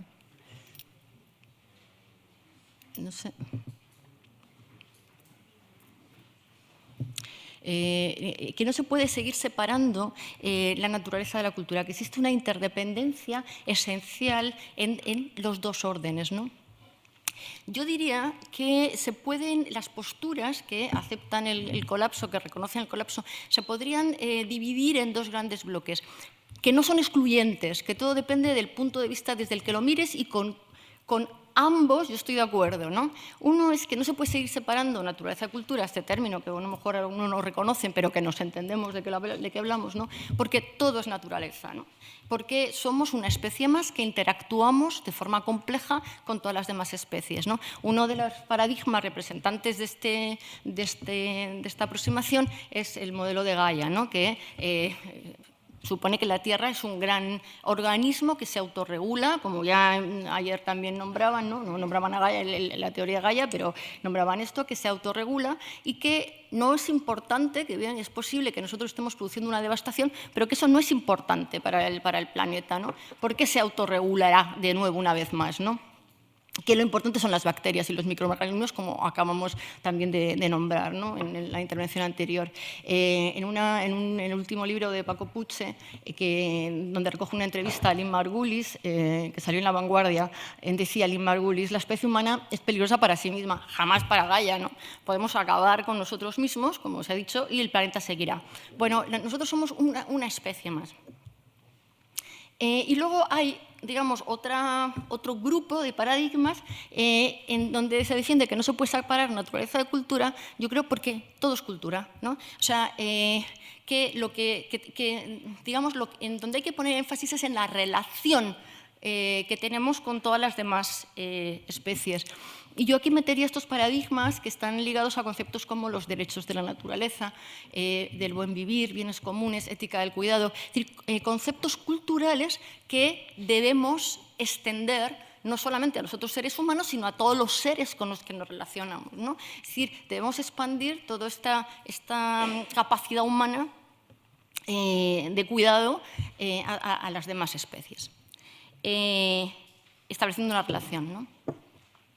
Bueno, yo digo que me parece que no son excluyentes, que cada una enfoca la cuestión de una determinada óptica, y yo estoy de acuerdo con las dos, ¿no? Dependiendo cómo lo miremos. Ahora, me parece que yo estoy de acuerdo a efectos descriptivos, ¿no?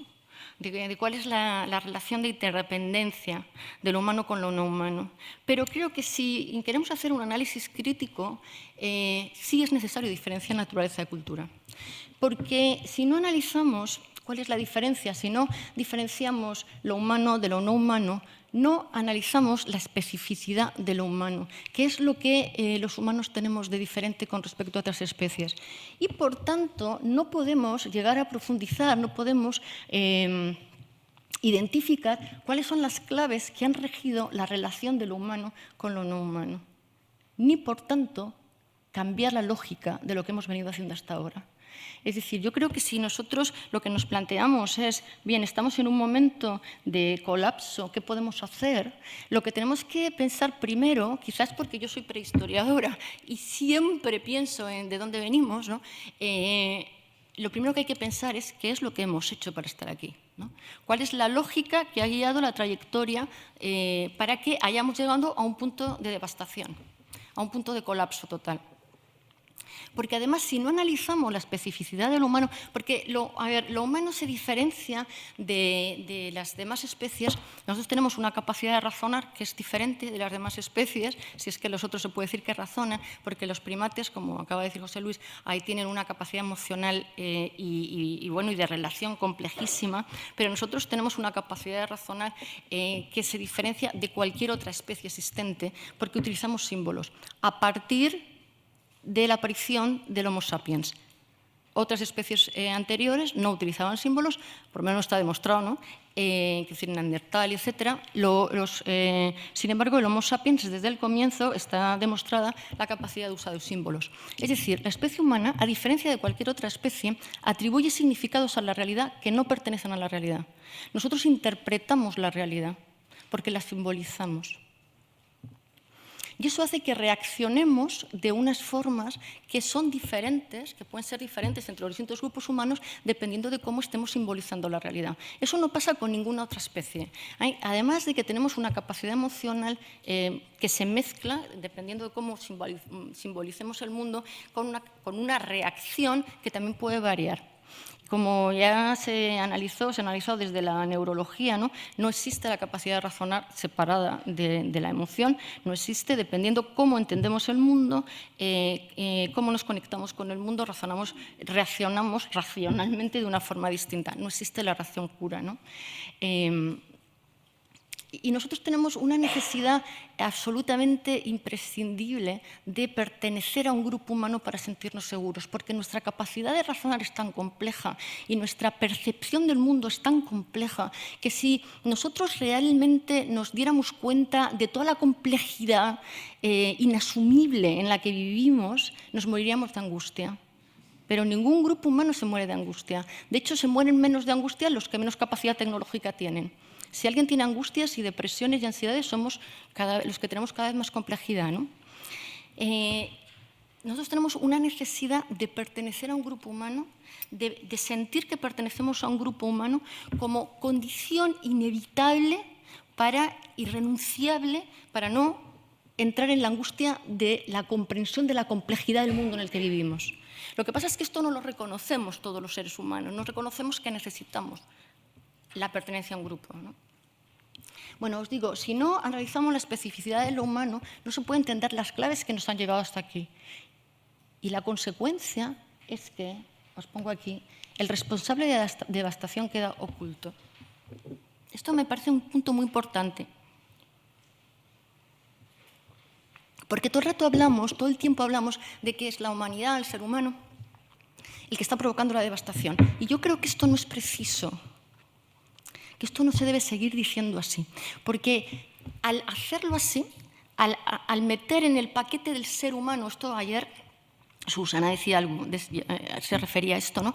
Al meter en el paquete del ser humano a la gente de la devastación, así en general, no se hace ningún tipo de diferenciación de género, de raza, de etnia, de clase social. Y no todos somos agentes de la devastación. Los cazadores-recolectores actuales y del pasado no son agentes de la devastación, no producen el colapso, tampoco lo producen los campesinos, tampoco lo han producido las mujeres a lo largo de la historia.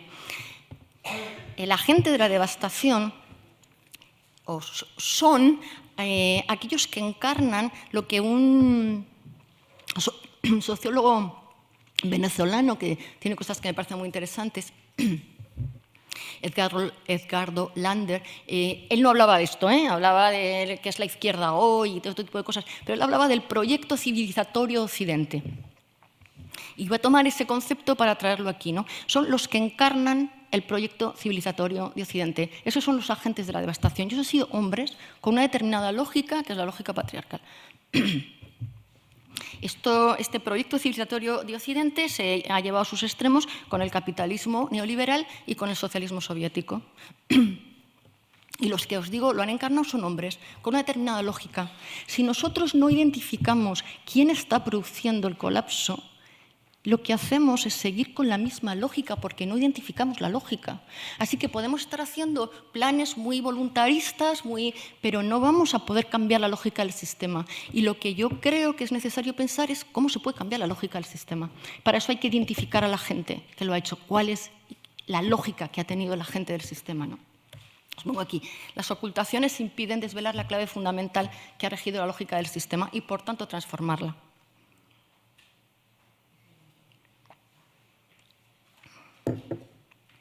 Bueno, ¿cuál es la lógica que ha seguido el sistema? Yo os voy a utilizar el esquema que yo tengo de pensar cómo se ha construido la identidad y cómo se construye la identidad, pero refiriéndola para esta ocasión concreta, sobre todo a la relación con la naturaleza. Yo creo que la identidad, porque yo creo que cuando hablas de identidad la gente entiende mal lo que es la identidad, porque hay gente que habla de identidad que yo creo que no se entiende bien lo que es la identidad. Yo me refiero siempre a la identidad como la manera que tenemos de entender lo que es el mundo y lo que somos nosotros en ese mundo. Y hay una relación directa entre lo que entendemos que es el mundo y lo que nosotros creemos que somos en ese mundo. Y esto varía, ha variado. Para entender la identidad tenemos que pensar que hay como dos bloques abstractos, digamos, de formas de relacionarse con el mundo que pueden combinarse entre sí. Pero, ¿qué es la identidad relacional y la individualidad? La individualidad puede o no existir, pero la identidad relacional, que es la pertenencia al grupo, es imprescindible para todos los seres humanos. Por lo que os decía antes, si nosotros no nos concibiéramos en relación como pertenecientes a un grupo, se nos haría evidente que no controlamos nada y nos moriríamos de angustia. Es imprescindible la identidad relacional. Cuanto menos control material tienes del mundo, más funciona de forma aislada la identidad relacional. Cuando empiezas a tener más control del mundo, porque la gente dentro de la sociedad empieza a tener diferencias entre sí, empieza a añadirse la individualidad. La identidad relacional se construye de un modo distinto a cómo se construye la individualidad. Insisto que todos tenemos identidad relacional, todos, es imprescindible. Es un tipo de identidad que se construye a través de los vínculos que tenemos, ¿no? Nosotros somos las madres, los padres, los hermanos, las esposas de alguien. Y eso nos hace que sepamos quiénes somos. Somos el resultado de nuestros vínculos. No es una identidad consciente. Tú eres la madre o el padre o la hermana o la hija y esto no es porque tú pienses que lo eres, es porque lo eres. No pasa por la mente. La individualidad pasa por la mente. La identidad relacional no pasa por la mente. Pasa por los vínculos que tienes y pasa por el cuerpo, por los objetos y por las acciones, ¿no? La identidad relacional se construye con el cuerpo, para empezar. Es decir, yo vengo aquí y oigo hablar a Idoia y tiene acento canario. Y yo digo, Idoia es canaria. La identidad relacional está construida a través de cómo nos movemos con el cuerpo, lo que llamaba Bourdieu la exis corporal, ¿no? Nos saludamos de una determinada manera, nos movemos de una determinada manera. Yo tengo una amiga india, por ejemplo, que cada vez que dice que sí, lo que te dice es que no con la cabeza. No sé si habéis visto algún vídeo de la India, ¿no? Que hacen así como un gesto con la cabeza que yo no sé hacer. Pues cuando tú ves a alguien que hace ese gesto con la cabeza, dices, es de la India. Porque la identidad de a qué grupo pertenecemos se construye así, a través del cuerpo, pero no es consciente. Tú no naces y dices, voy a ser... No, el cuerpo te identifica con aquello que vas a ser. No pasa por la mente. Los objetos, la vestimenta que utilizamos. Yo ayer, que conocí a Lolita y digo, ay, tú eres de Guatemala. Y dice, sí, por la ropa que lleva, igual que nosotros somos de aquí, por la ropa que llevamos, las modas que llevamos, ¿no? Nos identificamos siempre con ascripción, salvo excepciones, pero no vamos a entrar, a un espacio. La identidad relacional te vincula a un espacio, se construye a través de los vínculos, se construye a través del cuerpo, de los objetos y de las acciones, ¿no? O sea, tú eres un cazador-recolector, por ejemplo, del Amazonas, y tú eres de este grupo, llevas no sé qué en el labio, el cuerpo te hace que te identifiques de ese grupo, perteneces a ese espacio y cazas con cerbatana o cazas con... ¿no? O nosotros nos movemos con determinados objetos, ¿vale? Así se construye la identidad relacional, no pasa por la mente, no es consciente.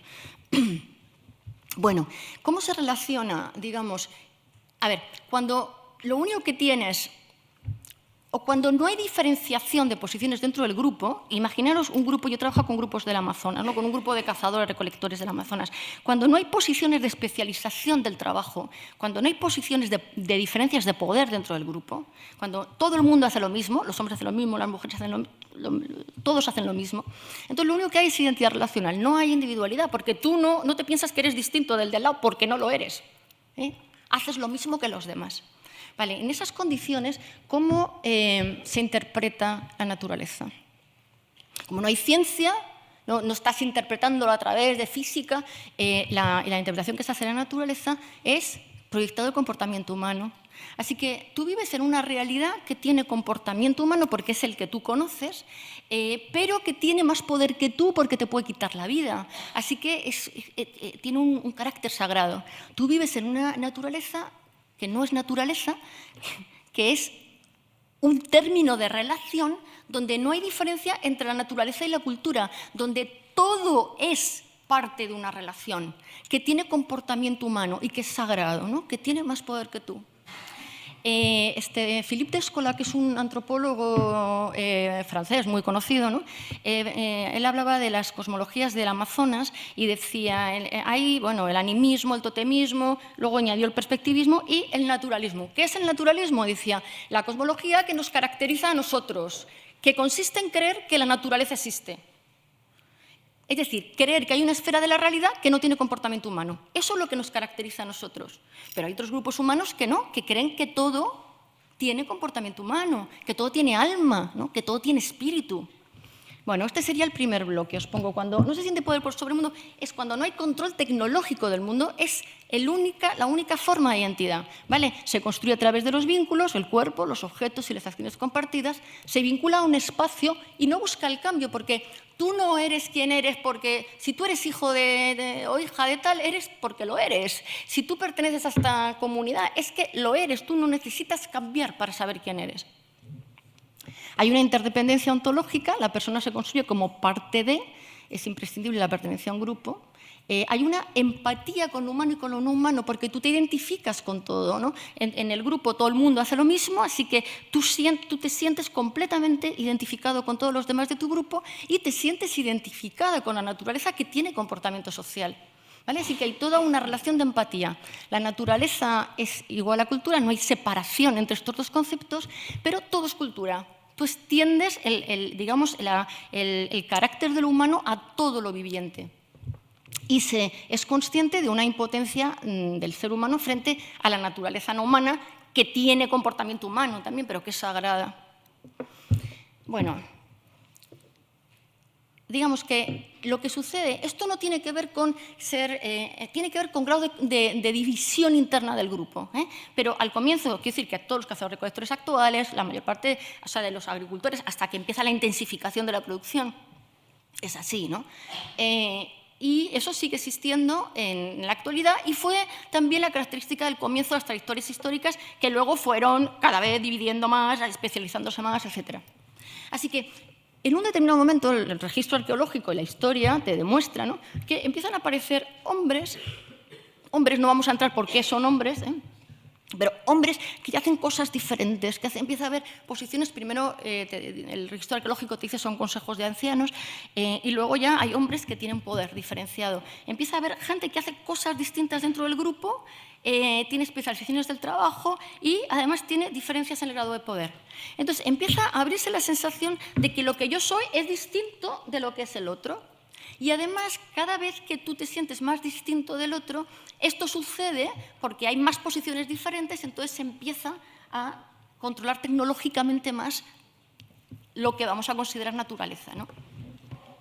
Fijaros que el concepto de naturaleza, digamos, empieza a aparecer cuando tú empiezas a controlar algo y dices, eso ya no tiene dinámica humana, eso no tiene ya el comportamiento humano y tiene más poder que yo. Yo ya sé cómo controlar eso, yo ya sé qué tengo que hacer para sacar más producción a la tierra y le tengo que meter arado y regadío, ya sé lo que tengo que hacer. Eso ya no es humano, yo lo controlo, eso es naturaleza. A diferencia de lo que piensa la mayor parte de la gente, en el proceso histórico no es que la cultura se va expandiendo sobre la naturaleza. Lo que sucede, al principio esto es cultura, lo que sucede es que la naturaleza empieza a aparecer y empiezas a decir, esta esfera, esto ya es natural, ya no es humano. Y cada vez lo que hay es más naturaleza. Porque más esferas de la realidad las controlas tecnológicamente, ¿no? Bueno, a medida que esto se dispara con la aparición de la escritura. La aparición de la escritura es absolutamente individualizadora, porque con la escritura, tampoco me puedo entretener porque no tengo tiempo, ¿no? Pero es algo fundamental. Cuando aparece la escritura empieza la idea de que existe la mente. Porque la escritura lo que te hace es representar el pensamiento, las palabras, el pensamiento. Entonces empiezas a darte cuenta de que hay algo que es el pensamiento. ¿Y dónde reside el pensamiento? En la mente. Pero eso es un proceso largo, si luego queréis lo comentamos, pero tengo que nombrarlo porque tiene que ver con las mujeres.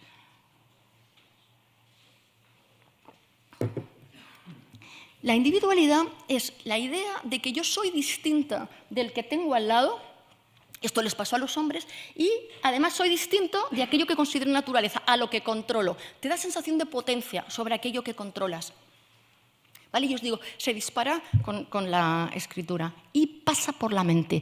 La individualidad es un proceso consciente de sí mismo, que se construye a través del tiempo y del cambio. Y la individualidad, tú sabes quién eres a través de cambios que has experimentado a lo largo de tu vida, cambios que tu sociedad ha experimentado con respecto a periodos anteriores, porque tu sociedad es compleja y cree que controla la realidad. Y eso es lo que te da seguridad y lo que te da potencia.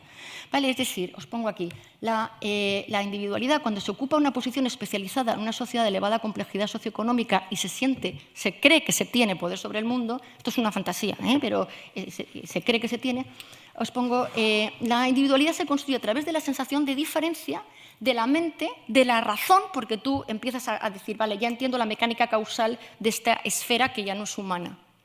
Y la controlo. Y de los deseos para sí, que ayer lo decía Fernando, esta cuestión de la crisis del deseo, ¿no? Que a mí me parece que es muy clave, porque la individualidad se construye a través de identificar qué es lo que yo quiero hacer, qué es lo que me diferencia, y para saber qué es lo que me diferencia tengo que saber qué deseos tengo para mí, cuáles son mis deseos, qué deseos tengo yo que son distintos de los demás. Por eso hay que identificar deseos para ti. Esto no existe en la identidad relacional. Se construye a través del tiempo y de los cambios.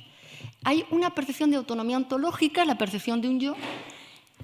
Y al separarte de los demás miembros de tu grupo porque te sientes diferente y de la naturaleza, no hay empatía, ni con lo humano ni con lo no humano. No existe la empatía. Existe una sensación de distancia emocional y racional. La naturaleza se considera que es igual, no hay diferencia entre naturaleza y cultura, pero todo se considera naturaleza. Digamos que nos racionalizamos, ¿no? Soy una especie más, soy otra especie. Esto yo lo veo en historia con todo el positivismo, ¿no? Científico. O sea, no solamente porque esto es obvio que somos una especie más, Pero cuando tú hablas de prehistoria, por ejemplo, ¿cómo se reconstruye el pasado? Se reconstruye proyectando la misma mentalidad y la misma lógica que tenemos en el presente para reconstruir el pasado. O sea, ¿cuál es la edad del bronce? La edad del bronce es lo que yo hubiera hecho si hubiera estado ahí. Es decir, no se contempla la especificidad de la cultura, sino que se trata al ser humano como si fuera otra especie animal, que va a reaccionar de una determinada manera, que siempre es igual. ¿Vale? Naturaleza es igual que cultura, pero todo es naturaleza. Y hay sensación de potencia del ser humano porque cree que controla, ¿no?, la naturaleza. Bueno, así que tenemos dos grupos de los dos grandes bloques de identidad. El discurso en el que vivimos, que es el discurso de la Ilustración, el planteamiento de la Ilustración, lo que nos dijo, no utilizaba todos estos matices, pero esto es lo que decía, es que la identidad relacional es propia de los indígenas y representa el atraso, ¿no? Esto de la identificación con la naturaleza, de que tú eres parte de un grupo, etc. Y que en lo que consiste la civilización y el progreso es en ir avanzando hacia la individualidad, hacia la razón, hacia el desarrollo de la tecnología, porque eso es lo que te da seguridad. Bueno, este es el discurso de verdad en el que vivimos. Este es el discurso que nos creemos. Que de la forma en que eran los indígenas se fue pasando poco a poco en la historia a la forma en la que nos hemos ido construyendo la civilización, ¿no? Mi propuesta, a diferencia de... Yo soy crítica con la Ilustración en este punto, ¿no?, es que lo que fue pasando, por eso creo que hay que tener en cuenta el género y hay que tener en cuenta de qué hablamos cuando hablamos de cómo tiene que cambiar la lógica.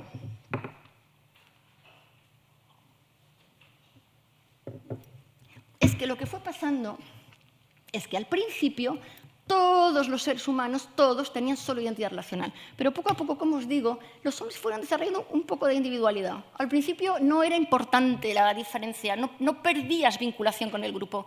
Pero al llegar a un determinado momento en que tenían un determinado grado de poder o de especialización, se empezaban a desvincular, porque la energía estaba puesta en los deseos, en la movilidad, digamos, porque era el tiempo, no era el espacio, etc. Entonces, cuando empiezas a perder conexión con el grupo, te puede empezar a aumentar la angustia. Y eso no se lo podían permitir, porque eso sería como contradictorio con la seguridad que te construye la identidad. Así que lo que empezó a pasar es que cuando los hombres empezaron a desarrollar estos rasgos de individualidad, que fue muy gradual, lo que empezaron a hacer a partir de cierto momento es impedir que las mujeres se individualizaran. ¿Cómo? Impidiendo la movilidad, porque la identidad relacional se vincula al espacio. Así que si tú no te mueves, tienes más, digamos, tú te identificas con tu espacio. Y fundamentalmente, impidiéndoles que aprendieran a leer y a escribir cuando apareció la escritura, porque la escritura te individualiza. Así que lo que yo creo que pasó es que los hombres empezaron a desarrollar la individualidad, impidieron a las mujeres que la desarrollaran, así que se quedaron con una identidad puramente relacional, y eso son las identidades de género, eso es la identidad de género. ¿Qué pasa? Que quien construye el discurso son los hombres, porque son los que están en el poder. Así que ellos construyeron un discurso en el que solo eran conscientes de la individualidad, porque la identidad relacional no es consciente de sí. Ellos construían un discurso en el que lo único que se daba importancia es a cómo nos da seguridad la ciencia y la tecnología. Y la razón. Eso es lo que da seguridad a nuestro grupo. Y eso es lo que creó el discurso social, ¿no? Os pongo aquí. El discurso social lo crearon los hombres reconociendo, porque es consciente, que lo que nos da seguridad es la tecnología, la ciencia, que somos seres individualizados y que tenemos, digamos, poder sobre la naturaleza, ¿no? No tenemos empatía con la naturaleza. La parte relacional es imprescindible, pero no pasó al discurso. Se quedó como que es absolutamente, digamos, característica de la gente que no ha llegado a la civilización, que eran los indígenas, ¿no?, que se basaban en los mitos, y las mujeres, y el ámbito privado de los hombres. O sea, los hombres eran muy importantes los vínculos, pero en el ámbito privado. Lo que da seguridad es la ciencia, la tecnología, la autonomía, el yo. ¿Sabéis que Foucault decía que lo importante del poder no es el poder autoritario? Porque el poder autoritario te resistes. Tú ves a un poder autoritario y te resistes. Lo importante del poder es que está basado en la verdad, es decir, en la apropiación de la verdad, que lo importante para entender el poder es que la gente que se somete a ese poder cree que son verdad los principios que sostienen el poder. Y esto es lo que ha pasado en la historia, yo creo, y por eso hemos llegado al colapso, porque todos nos hemos educado, socializado en un discurso en el que cree que es verdad esto, que lo que nos da seguridad es la ciencia, la razón y la tecnología y que controlamos a la naturaleza. Y no reconocemos el lado relacional que es imprescindible. ¿Por qué no lo reconocemos? Porque los hombres que creaban el discurso tenían el poder, tenían ese discurso de verdad y se lo creían y lo reproducían y nos hemos socializado. Este discurso es el discurso patriarcal, es el orden patriarcal. Para mí el orden patriarcal es esto, es un discurso, es un tipo de lógica en la que lo único a lo que se presta, digamos, a lo que se concede capacidad de seguridad de tu grupo es a lo que tiene que ver con la razón y con la tecnología y con la ciencia. Y se niega que sin el lado relacional no podríamos sobrevivir. Y yo esto lo digo siempre, no podríamos, si nosotros, digo siempre esta frase, ¿no? La vida solo tiene sentido cuando se siente. Si tú no tienes buenos vínculos emocionales, la vida no tiene sentido. Si nosotros realmente nos sentimos seguros en el mundo, es porque tenemos buenos vínculos, porque tenemos la sensación de que pertenecemos a un grupo mayor. Y eso lo hacemos, pero lo hacemos de forma inconsciente. Los hombres lo hacen de forma inconsciente, ¿no? Lo hacen, os digo, a través del cuerpo y la apariencia, pero no lo reconocen, no pasa el discurso. Este es el orden patriarcal. Y este es, para mí, el orden lógico que ha protagonizado y que es el causante de la devastación. Es el proyecto civilizatorio de Occidente y este es el agente de la devastación. O sea, yo no creo que se pueda entender el problema del colapso en el que estamos sin entender que tiene que ver con orden patriarcal, que a su vez es parte de todo el orden capitalista en el que estamos, ¿no? De hecho, yo veo planteamientos que son muy bien intencionados muchas veces y que realmente aportan soluciones, pero que me parecen parciales porque no ven este problema, ¿no? Que, por ejemplo, os pongo, ¿no? que tocan algunos de los aspectos de este tema, pero no tocan la clave, que es que hay que reconocer la necesidad de la interdependencia emocional, por ejemplo, es Aníbal Quijano, que os pongo planteamientos de izquierda que no tocan el punto para mí, ¿no? Por ejemplo, yo leo ecologistas que siguen hablando del hombre como genérico, ¿no? El hombre como genérico es esta visión de que el hombre, si queréis luego lo comentamos, que ahora tampoco tengo tiempo, es por qué Linneo nos llamó el hombre que sabe. ¿Por qué le puso a la especie el nombre del hombre? Porque es el puro orden patriarcal, pero esto no lo podemos seguir reproduciendo, no se puede hablar del hombre como genérico. Bueno, os pongo Aníbal Quijano. Aníbal Quijano es un teórico de colonial, ¿no? Postcolonial, de colonial. Hace cosas súper interesantes. Pero, por ejemplo, os digo para que veáis que no se ve, o sea, yo creo que un cambio de lógica tiene que ser feminista, en este sentido de lo que es el feminismo, ¿no? De lo que no es orden patriarcal, que ahora voy a intentar desarrollar más. Aníbal Quijano dice, el concepto de raza se inventa a partir de la conquista de América, de la colonización americana, porque lo que se intenta es naturalizar, legitimar la explotación del trabajo, la esclavitud y la explotación colonial. Entonces, para legitimar, para naturalizarlo, lo que se hace es decir, tienen derecho a trabajo asalariado los pertenecientes a la raza blanca. Y la relación de la... y esto es lo que consideró el capitalismo, lo que consideró Marx. ¿Qué es el capitalismo? Son las relaciones de trabajo asalariado, sin reconocer que ese trabajo asalariado, esas relaciones del capitalismo, no se podían sostener sino la explotación que se estaba haciendo sobre razas no blancas, ¿no? Todo el trabajo, toda la explotación colonial. Bueno, esto es así. Tú dices, bueno, pues es que tiene mucha razón. Pero, claro, Aníbal Quijano no se dio cuenta de una cosa, y es que no es verdad que el trabajo asalariado era lo que definía las relaciones entre la raza blanca, es lo que definía las relaciones entre los hombres de la raza blanca, porque las relaciones de los hombres de la raza blanca con las mujeres de la raza blanca era de trabajo, y es de trabajo no asalariado en el orden patriarcal, es el trabajo doméstico. Esto lo vio Silvia Federici, por ejemplo, ¿no? Es el patriarcado. Pero claro, otra variable que no se vio es que, bueno, no se trata solo de que la relación de trabajo, es que no tiene que ver solo la explotación, digamos, la relación de la naturaleza humana, es que las relaciones de trabajo dentro de la naturaleza humana solo se pueden entender a través de la explotación de la naturaleza no humana. Eso es lo que, digamos, denuncia y pone en evidencia el antropoceno que estamos viendo, ¿no? Porque hay toda una serie de niveles que no captan o que yo creo que no van a la clave, que es que la individualidad que han construido los hombres, que yo la llamo individualidad dependiente porque solo se sostenía a través de relaciones de género, a través de que las mujeres no se individualizaran, por eso la llamo individualidad dependiente, que ponía solo el peso en la razón, en el yo, en la tecnología y el cambio, solo se puede sostener si hay detrás esfuerzos de comunidad, de vínculos, de cuidados, de recurrencias que no reconoció el capitalismo, no reconoce el discurso que tenemos. Es decir, que hay dos niveles de realidad.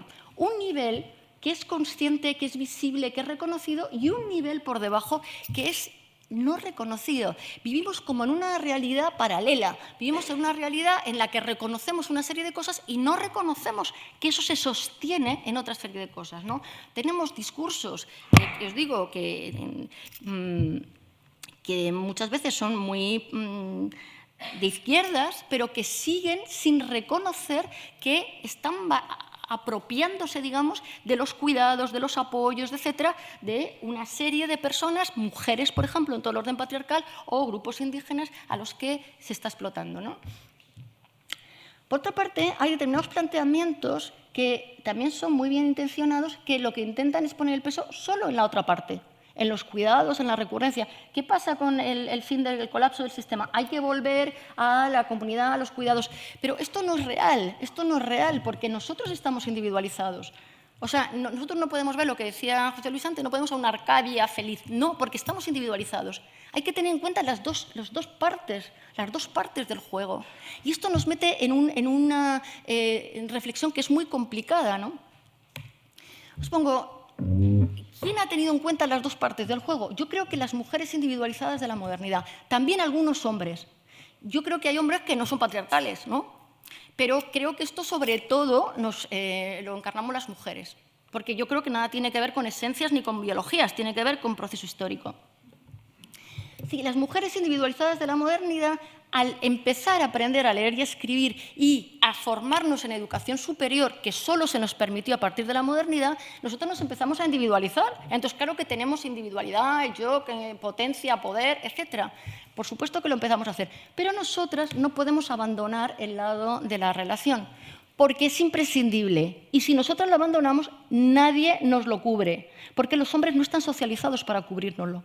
Así que nosotras no podemos abandonar el lado relacional, pero nos individualizamos, con lo cual nosotras juntamos dos formas de identidad y construimos la individualidad de una forma distinta, una forma que, digamos, reconoce que la individualidad genera capacidad de agencia, pero que lo relacional genera las condiciones de supervivencia. Eso para mí es el feminismo. El feminismo para mí es una lógica opuesta a lo patriarcal en el sentido de que reconoce la importancia de la capacidad de agencia que te da la individualidad, pero reconoce la imprescindibilidad de la relación. Y pone esfuerzos, tiempo y dedicación en las dos cosas. Eso es el feminismo para mí. Bien, ¿cómo creo yo que tendría que cambiar la lógica del sistema? Yo creo que para cambiar la trayectoria que llevamos, lo que tendría que hacerse es un planteamiento feminista, que reconoce lo imprescindible de lo relacional. Ahora, ¿cuál es el problema de esto? Y este es el problema que tenemos las mujeres en la modernidad y los hombres que están en este modo de identidad, que esto está hecho de contradicción. Porque juntamos dos identidades que son contradictorias entre sí. Y son contradictorias hasta un punto que no puedo mostrar aquí, ¿no? Porque no hay tiempo, no es el caso además. Pero para nosotras es muy importante, para muchas mujeres sigue siendo irrenunciable la maternidad, porque los vínculos son irrenunciables y al mismo tiempo que tenemos una sensación clarísima del yo. O nos ponemos en posición de objeto más que los hombres, ¿no? Al mismo tiempo que nos sentimos sujetos. Está lleno de contradicción. Esta contradicción es difícil de manejar en términos personales, como lo sabemos todas las que tenemos estas formas de identidad, o todos los que lo tengan, ¿no? Es difícil de manejar en grupos pequeños, como lo saben los movimientos sociales, que hay que manejar las dos cosas. Pero yo creo que es casi imposible de manejar en términos de macropolítica. Y ahí es donde yo encuentro la dificultad de cambiar la lógica del sistema. Os pongo, para cambiar la lógica del sistema sería necesario empezar a poner énfasis en lo relacional, sin quitárselo a lo individualizado, porque no es no realista pensar en que volvemos. Pero para eso sí que sería necesario reducir algo el nivel de individualidad. Para eso, digamos, lo que hay que hacer es dejar de idealizar el pensamiento, la ciencia y la tecnología como únicos mecanismos para transformar las cosas. O sea, es imprescindible, y está muy bien, lo de cambiar los usos del suelo, dejar de las energías fósiles. Es imprescindible. No es imprescindible. Quiero decir que no es que estoy diciendo que eso no es necesario. Es imprescindible, pero que eso no es suficiente. Eso es lo que quiero decir. Creo que no es suficiente. Porque eso pasa solo por la razón y por la tecnología. Por ejemplo, lo de Greta, esta niña de los Fridays for Future, ¿no?, que hemos nombrado tantas veces, es una cosa absolutamente imprescindible. Pero Greta tiene síndrome de Asperger. O sea, nosotros no podemos solo potenciar el lado de la razón y de la tecnología, porque eso, si nosotros seguimos individualizándonos, la individualidad se asocia estructuralmente a todas unas pautas de estar con el mundo que no te hacen empatizar con lo otro. No te permiten, digamos, bajar el nivel de destrucción porque te aleja racionalmente del otro. Tú puedes intentar cuidarlo con la razón, pero si tú no te vinculas emocionalmente al otro, no va a cambiar la lógica del sistema. Por eso os pongo, las soluciones no pasan solo por pensar, sino por reforzar los valores relacionados con los vínculos y con la comunidad. Hay una socióloga boliviana que se llama Silvia Rivera Cusicanqui, que tiene unas cosas muy interesantes. Y Silvia Rivera dice, no solamente hay que pensar, hay que corazonar, ¿no? Corazonar, fijaros, yo luego pensaba, es un término una palabra que se puede dividir en dos términos, corrazonar, ¿no? Y no se trata de corrazonar, que es lo que estamos haciendo aquí, que es necesario, eso es necesario, pero hay que corazonar, en el sentido de hay que dejar tiempo a hacer políticas que permitan la relación, el vínculo. Y para eso hay que frenar todo lo que tiene que ver con la individualidad, yo creo, para cambiar la lógica del sistema. O sea, hay que intentar frenar esta aceleración en la que estamos. Todo lo que tiene que ver con la individualidad, el cambio, la aceleración, el éxito, hay que frenarlo. ¿Qué es lo difícil? Es que el sistema macropolítico va hacia allá. O sea, nosotros esto, os pongo aquí, hay que cambiar la idea de progreso o hay que acabar con la idea de progreso, ¿no? El progreso, lo que hemos considerado ahora como progreso, lo que llevamos considerado hasta ahora, solo tiene que ver con la ciencia, la tecnología, etcétera, ¿no? Hay que renunciar a esa idea de progreso.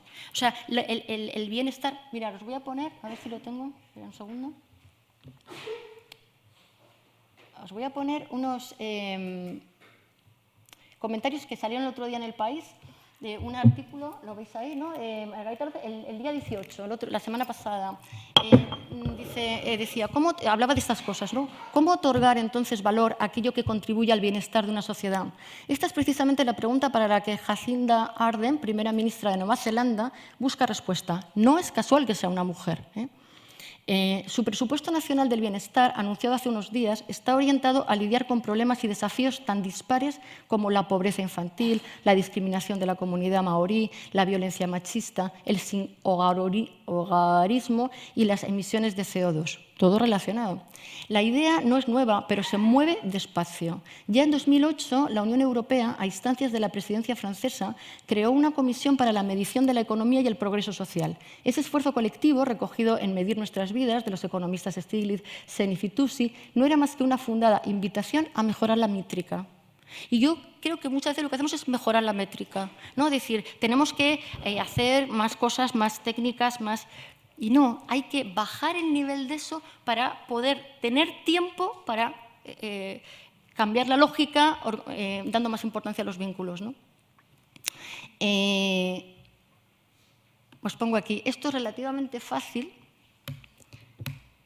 en comunidades pequeñas, en movimientos sociales, en lo que Silvia Rivera llamaba micropolítica, pero es muy difícil en el nivel donde se toman las decisiones que rigen la trayectoria del sistema.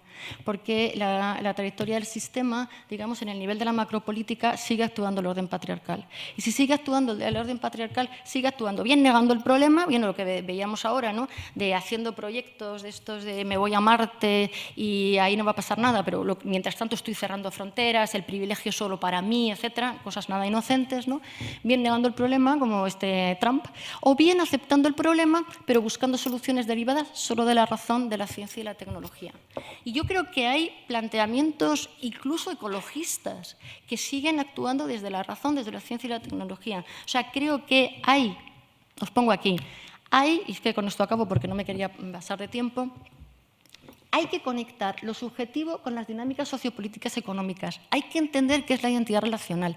Hay que entender que es imprescindible para el bienestar, que hay que potenciar, porque cada vez las políticas que tenemos nos dejan menos espacio para lo relacional, menos tiempo para lo relacional. Estamos acelerados y estamos además necesitando tener cada vez más resultados, más éxito.